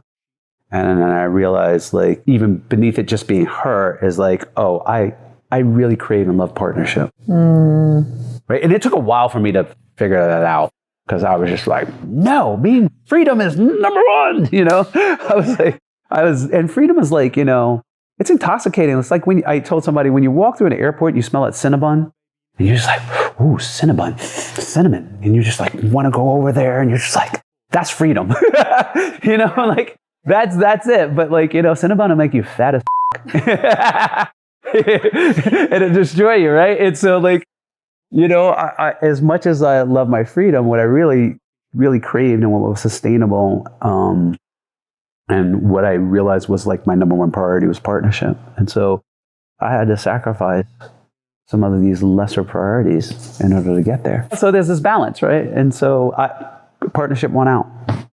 And Lara was, we both happened to be in the right place at the right time in each other's lives. And, at least one of us was fighting for it when the other one was kind of Totally. At least one of us was fighting for it, right? Yep. We just didn't let it go. And so we built, a lot of people are oh, you found this person. We're always both of us, particularly me, but Lara too, is we didn't find shit. We built this brick by brick. 100%. So I don't believe in that fairy tale crap. I say yes, the odds that you're meeting there's 8 billion of us, 4 billion are female, 1 billion something in your range, like the odds that you just happen to meet the person at work and that was they're your soulmate. No, that's not it. You meet somebody, then you start building. And if you're not a builder, it'll eventually fall apart because you have to constantly be building. That's so true. So when people, we go around and people are like, oh, we love the way you interact or the way you guys hang out and how you're in, it's like, yeah, you can do this too. You can build it. The only thing special is our dedication to building the relationship. And we made that was a decision. Yeah, we get a lot of hate on the internet from, whenever we talk about our relationship and say, here are the things that we do that we work on. And there are some practices around that we find useful. It's wild how many people say, this sounds like work, not a relationship. And it's like, yeah, same thing. It is. Yes, exactly. I don't agree. I don't disagree at all. Yeah, warm feelings, warm or lusty feelings will only get you so far. Yeah, 100%. I do want to circle back all the way to some of these notions about divorces and just ask you some questions. Chris Williamson said when men win the lottery, there's not that big of a difference, but when women win the lottery, divorce happens. I feel like that could be because they're like, okay, I don't need to have a man now because I have some finances. Moving on to people with 9 or more premarital partners. If you're having less amount of premarital partners or, none before marriage, maybe that could be for a religious reason or something that there's a guilt factor. So maybe divorce just isn't held as highly. I feel like divorce is so nuanced. You know what I mean? So any stat that I read, I'm like, okay, but read between the lines. Like we're seeing the top richest people here. I imagine they're not doing much besides working. If you're not seeing it, if you're their wife or you're Jeff Bezos, who's had a divorce, you see how often they're working and what they're doing. They're probably not giving a lot of time to their family and, allocating that very well. So yeah, they probably have had a lot of divorce. Yeah. When I look at the statistics, I try to not say that correlation is causation, right? It's super important. What I just want to know about is what are the odds? And I guess you have to start at first principles, which is basically, do you think that divorce is inherently a good or a bad thing? Do people want to avoid divorce or not? And at my core, having been through it, I think we want to avoid divorce. And perhaps we also definitely want to avoid marrying the wrong person. We want to avoid those two things. So if we assume, one, you married the right person, it's just hard, then the question is, how do you stay with somebody through the hard? And if you're going to work 70, 80 hours a week, how do you set expectations where you two can stay happily together? I mean, we know the stats too for children. Your kids are more likely to commit suicide or self-harm if you get divorced. Your kids have a higher likelihood of becoming divorced themselves if you have been divorced as parents. The happiness indicator for men in particular is much happier when they stay married. Single women who have never been married and have kids actually have the highest happiness as evidenced by studies. And so I think the question really becomes, in my mind, it's twofold. Yes, when you have a lot more options, you probably are more likely to get divorced. So I think it makes sense. You've had sex with other people. You realize that there's probably not just one human only for you in this world. But the problem with that is, how many people are actually happy swiping left and right on Tinder all day? Do options really make us happy? Does it actually make us happy to get divorced from the person that we said we were going to do life with forever and keep moving on to somebody else? And I think the answer to that is no. Now, I don't have the data to support that, but I think as a society, we're lonelier than ever. We're having less sex than ever. And I think we actually would be happier if we committed to a partner over a long period of time. We did a lot of analysis on who that partner is and who we are and coming together as two fully formed humans. But once you say yes, and this is from a divorced person, I think you want to try to figure out how to work together to grow in partnership. And so for me, I think that's the difference, is getting divorced is awful. And so how do we make sure that if we're going to say I do, and you decide to do that, and you vet the human properly, and they vet you, that you figure out how to work through it together? Because I don't think it's ever easy. I think it's a lot of work. I loved this quote. I stole this from Shane Parrish, where he basically says, there's two types of stability, active and passive. People get in trouble when they confuse the two. Relationships, for example, require attention and care. If you assume that your relationship is passively stable, you'll wake up one day to divorce papers. And that's true. You also had some good advice in here about what women have to know before going through a divorce. Yeah. This one, people hate on the internet too, but typically what I've found is that women do not take care of the overall finances or understand the overall finances. Now, the data shows us that women have the purchasing power in the household. Like if you are Amazon or Walmart, you actually want to get to the female because she's typically the one doing a lot of the household spending. But the one with the understanding of the full financial picture is typically the man.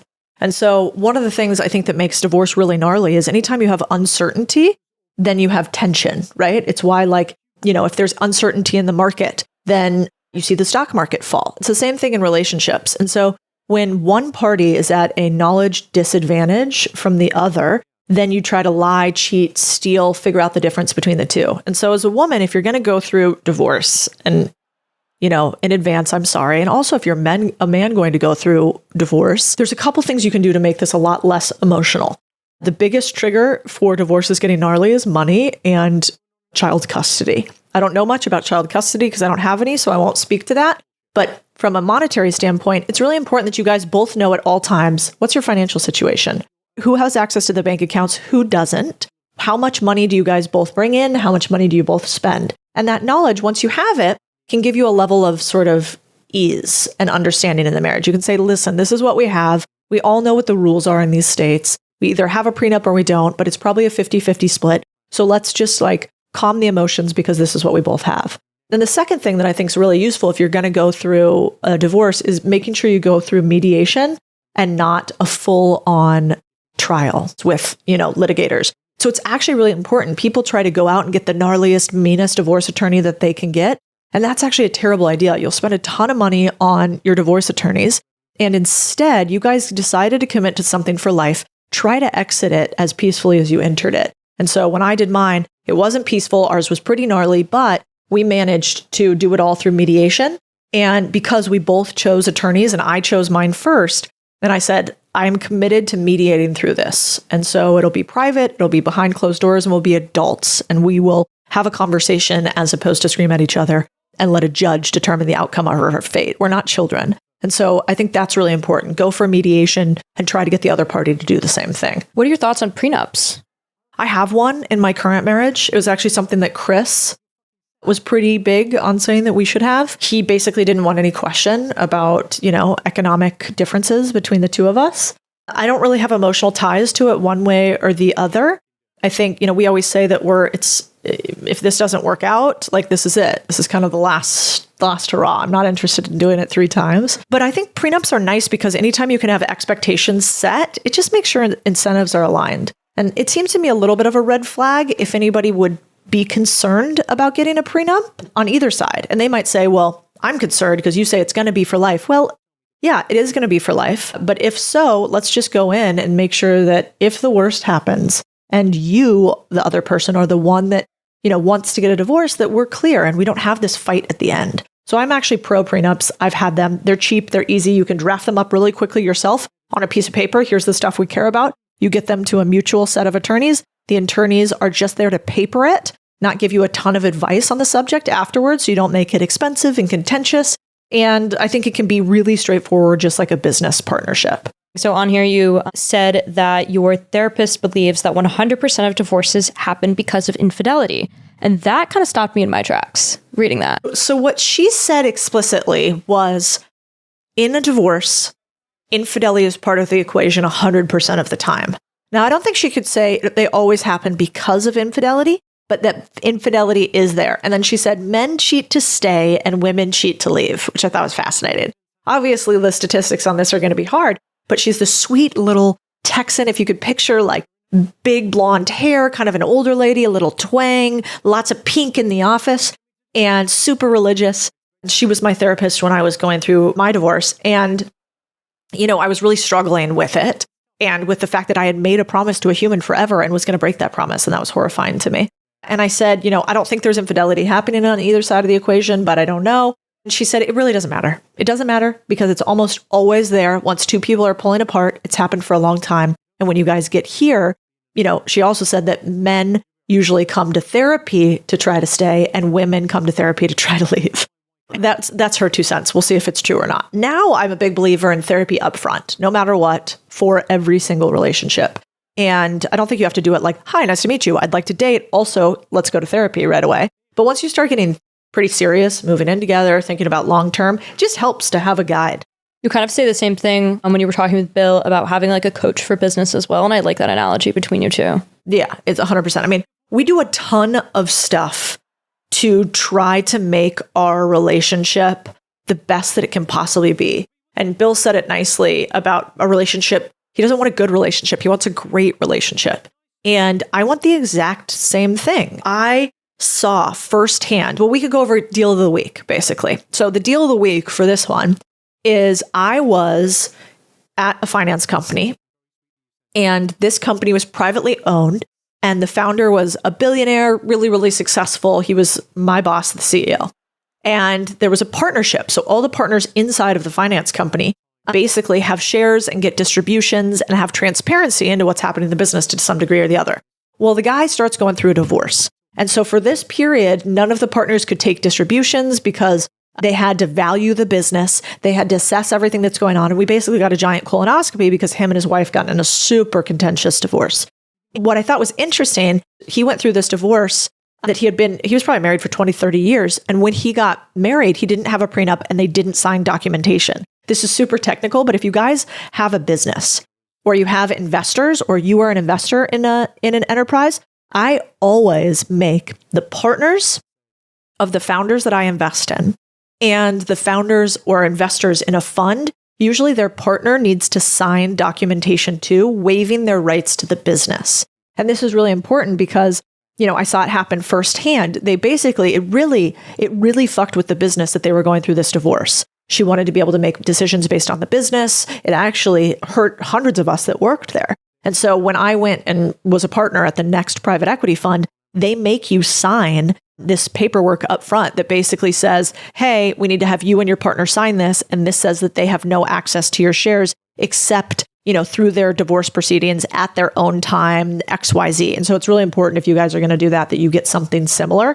And if you have to think that somewhere between, 30 to 50% of marriages end in divorce, your likelihood to have this happen if you're going to be partner of a partnership for 5, 10, 15 years is actually really high. And so making sure you get the right paper is super, super important. How much do you think it ended up setting you back? Oh, the divorce itself? I mean, I could probably go back and look at the numbers, but I think the divorce itself probably cost me $20,000 to $60,000 in legal fees, but it was in Texas. Texas is pretty quick. So I think it happened in 90 days, something like that. And then career-wise, much do you think that set you back? Well, I had to give up a lot of my assets. So I gave up more in the divorce because I was the one that wanted it. So he took more. But I think, that's a multi-million-dollar expense for sure with breaking up the assets. And then from a business perspective, we actually worked together. So this was kind of wild. I ran the Latin American business and he worked inside of another district in the US. And so for a period, we had to work together. And then he left the company for a minute. And the part that was the hardest is the company brought him back after some drama happened at the company. And they brought him back without telling me. And I was, like a senior person at the firm. And so I never forgave him for that. And I ended up leaving and putting my number 2 in charge because it's really hard. I mean, could you imagine working with your ex all the time? At the time, I think I lost all the friends I had in Dallas at the time because they were members of the same country club. They ended up sort of quote unquote siding with him.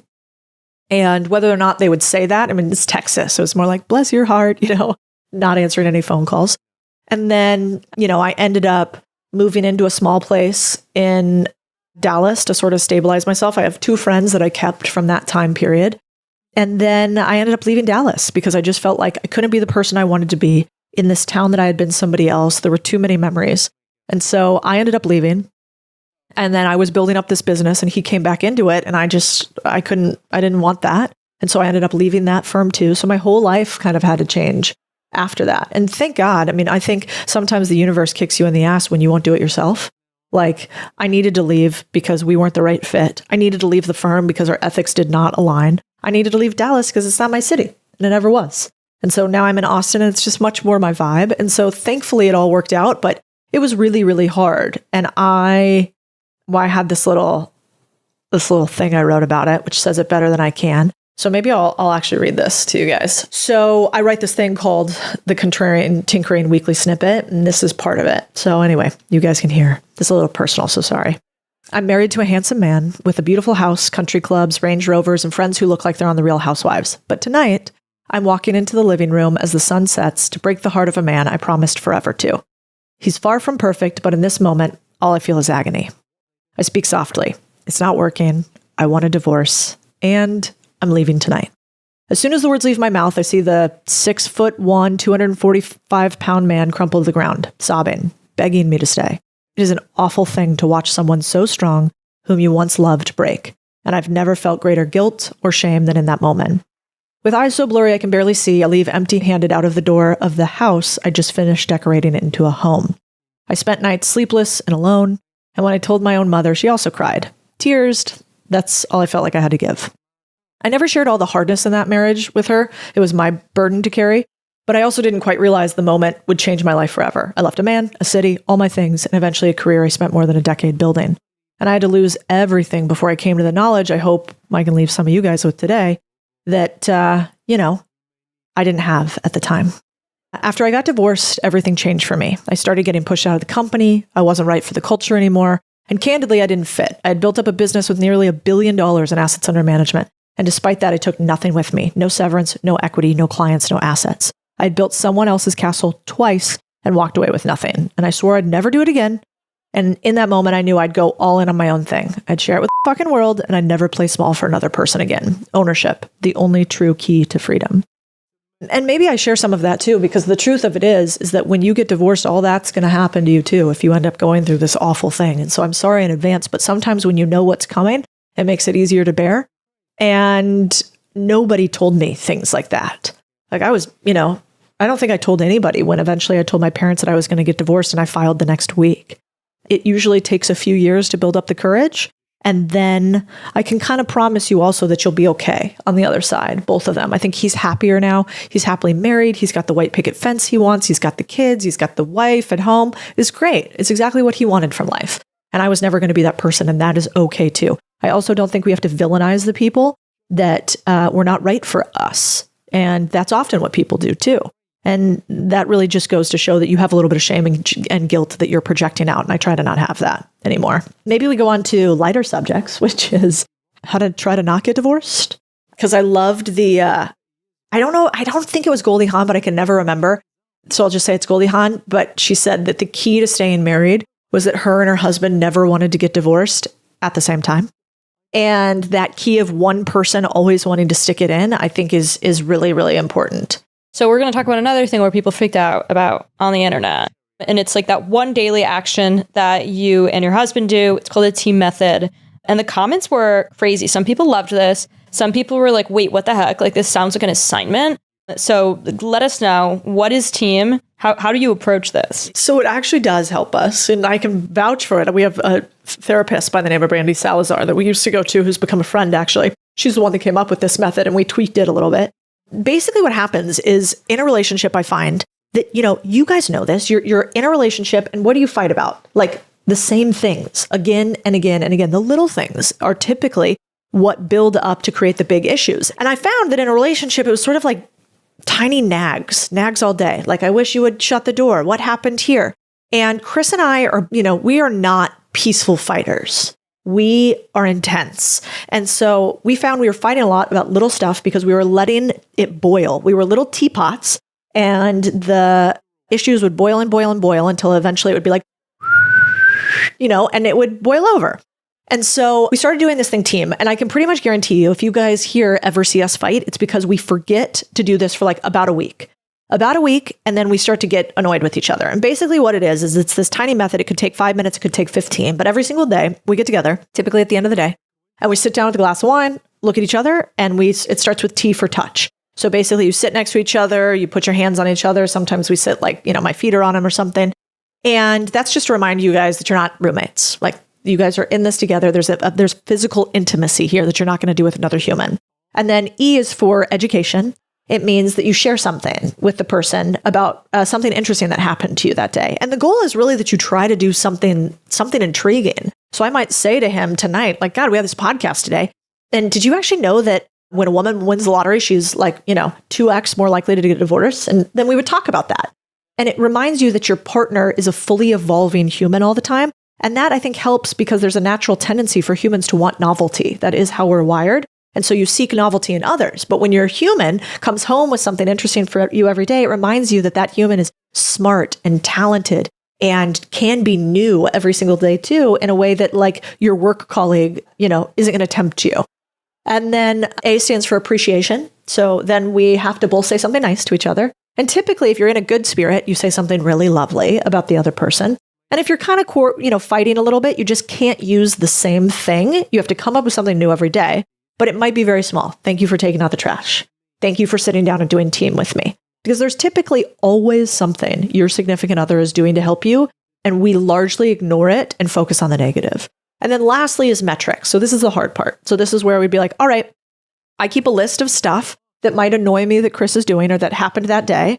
And when I am not elevated and thoughtful and we're doing team, I just keep it for the end of the day. And it's a 180. And so if we're not doing team, then we bring it up in that moment. Wait a second, I thought you were going to do this, or I thought you were going to do this. And it's like tiny. And if you hold it until the end of the day when you're not elevated, then it just becomes an easy conversation as opposed to an argument. And so I think if you can get your partner to do this, it's really cool. The other benefit of it is that you never have dinners where you don't have anything to say.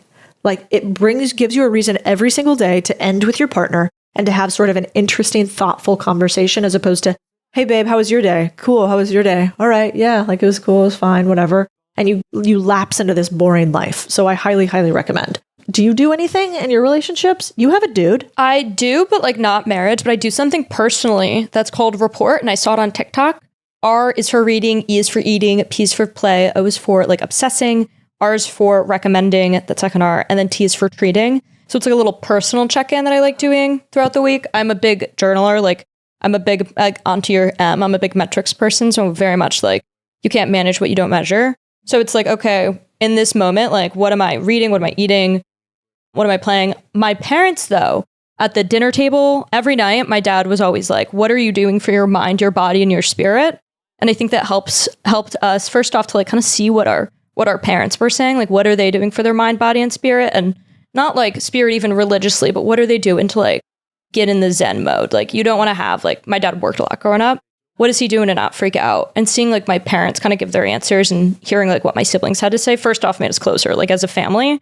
But also it was nice seeing how like my parents got to know like the side of each other as well. Dude, I love hearing that because I adore my parents, but I don't think they had anything like this. And a lot of the comments on this are, something like my parents would roll over in their graves if they thought that you were doing a daily check-in with a scorecard and a fucking, report card at the end of the day. This is awful. And my point is, one, maybe they were all better than us. That's totally true. But two, there's just so much more noise today. We are like battling constantly noise. Every single day, there's temptation on Instagram. And temptation doesn't mean like infidelity either. It could just mean like something else that will vie for your attention away from your other human. And then of course, we're traveling more than ever. We have separate lives more than ever. It's just fast and intense. And I think if we don't take the time to focus on our number one partnership, then everything else falls apart. And that's why I think those top guys that, the list of the 11 richest people who by and large have been divorced is interesting because I remember I met Jeff Bezos really briefly at Summit like a million years ago, and he was still married to Mackenzie. And there are two things I loved about what he said. He said the reason that he was married to Mackenzie was because he wanted to be with somebody who could break him out of the third world prison, and she was that person. And I thought that was an incredible quote. And then the second thing he said about her was, I knew that she was the one because, our kids were out somewhere. They were learning woodworking or something with a knife, something with tools. And he was like, aren't you nervous about the kids doing X, Y, and Z? And she's like, well, I'd rather a kid have 4 fingers on one hand than no common sense. I thought, dude, this chick kind of seems badass.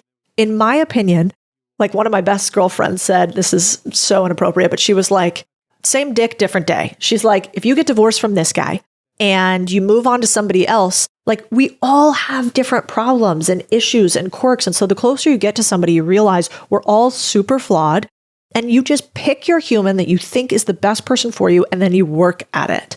and everything else is a fairy tale. And so I think it'd be really useful if more humans had tools that were given to us. Like, where was the class when we were growing up about how to be in successful relationships? There was no class. Instead, I learned a bunch of stuff that I couldn't apply continuously. And I wish I could go back to the next generation and say, here's how to set boundaries. Here's how to actually know what you want. Here's how to have a conversation with somebody that's an elevated conversation, but in a way that is peaceful. Those are things we were kind of taught in leadership, maybe if we went to a corporation, but they're the skills that are going to last the test of time. I think it's interesting too, because as young people, we only have, especially in America, like I'm only living with my parents. My grandparents aren't living with us. So I only see one example of what a relationship's going to be. So oftentimes when you're going into a relationship with somebody else, like the two of you together only have one example of, adult relationships and what they are going to be. And if you were back when you were my age, if you were 25, what advice would you give yourself around trying to find a partner and aiming to, not have that partner be somebody you're going to get divorced to? Especially for women, I'd say don't rush into this shit. And I think our generation is realizing that. Now, you don't want to wait forever. There is a real thing as a biological clock. That's real if you want to have a kid one way or the other. But, I was not the person I am today when I got married the first go round. And I became, like they talk about it, Eat, Pray, Love, that movie, like the amorphous self that just like meshes into another human. I just meshed into another human. And I let so much of who he was become who I was.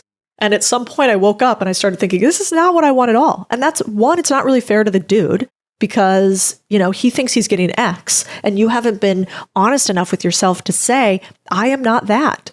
And I watched all of these women in Dallas, one, not want to be friends with me while I was going through this. And then I watched a ton of them then get divorced later on because they thought they wanted to stay home and have this like wealthy, lifestyle and raise kids. And at some point they realized, oh my gosh, this isn't everything that I want. And so the second thing that I'd say is you don't have to work. You don't have to be a boss babe or girl boss or any of that nonsense people talk about. But I personally think it's really useful for you to have a very strong sense of self and that self to not only be wrapped up in being married and having kids.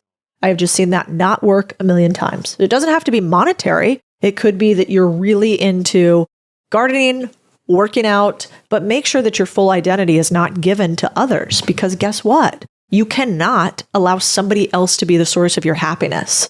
You are the key to that. And so I think that's why we're seeing this rise in antidepressants. And it's like, there's this silent generation. I think it will be the next thing that comes out. Right now, we're starting to hear about like the alpha men, and we're starting to hear about testosterone levels lowering, and we're starting to hear about incels and men not having sex in increasing amounts. And we're starting to hear about men having a tough time sort of as like the silent depressive generation.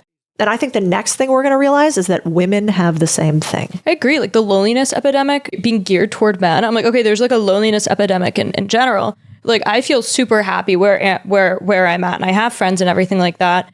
And then I think about if I wasn't living in a major city like New York, how would I operate? Like I think I would be somebody that would be totally in the loneliness epidemic with how often I'm working and kind of like my hobbies. Like thank goodness I live in a city where like that kind of lifestyle that I really like living is done by a lot of other people. So I can have friends, but so much of my life is like very, very alone. It's like, I don't know. I don't think the loneliness epidemic is definitely geared toward men. No, I think I don't think it's fair that they have to be tough about it all the time. I don't think that's reasonable. I think, you can be a strong man and also have emotions 100%. But what's wild is how old are you, Rachel? 25. Yeah. So 25.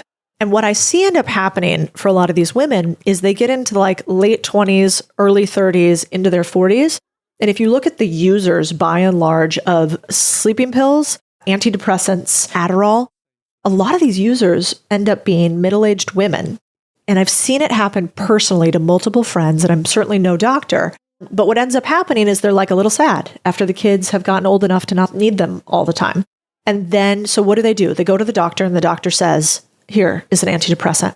Well, antidepressants often make it hard to sleep. So then they get layered some sort of sleep medication on top of it.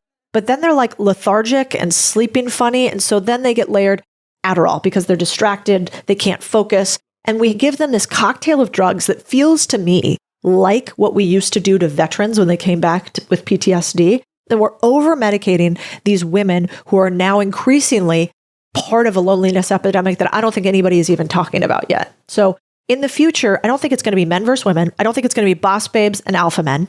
I think the focus, hopefully, is going to be on strong partnerships and humans who can be honest about where they're sitting in life. And so it'll be interesting to see what happens in the coming generations. I guess where I would leave this for people today is start with the end in mind in a couple things with divorce. And the end in mind basically means this. We now know the statistics are 30 to 50% divorce rates, something like that, right? If that's likely, one, you can protect the house. You can get a prenup. You can make sure you vet your partners. But two, you're crazy if you think that you can be with another human and not work at building a life together. When two humans collide and there is more surface area, aka more time spent together, there's naturally more friction. This is a law of physics. The more things touch against each other, the more they rub against each other. The more they rub against each other, the more friction, and thus the more intense actions on either side of the house. And because of that, I think choosing to determine a partner who will grow with you and work on the relationship is crucial going forward on both sides, whether you're a man or a woman. And the questions that I would be asking are you open to having coaching or therapy? Coaching might make people feel better. That word, going forward, how do you think about relationships? How do you want to work through being partnered with somebody? Because let me tell you what, the most powerful thing I have ever had in my life, and my husband and I talk about this constantly, is my partnership with him. Don't get me wrong. We're pissed at each other sometimes. We get in each other's faces sometimes. But when my multiple businesses have things going sideways, when we're getting sued, when somebody's getting sick, having another human to stand beside and knowing that you choose one other person to go through time with is a fucking superpower. All right. Thank you guys for joining in. This is the Big Deal podcast. Also, little spoiler, I'm going to give you guys a free download of the team method if you guys want it. The link will be in the show notes, so you can go to the team method, grab that framework if you guys want to use it. We'll put it in the show notes for you. Also, please like, subscribe, and share. We want to make sure that more people hear about this, and maybe we can decrease that divorce rate a little bit, huh? Okay, till next week. You know that I got it, no need to look all in the bag. Stunting like this cause I work so hard, I'm the best, I only speak facts. If I say that I have it, you know that I got it, no need to look all in the bag.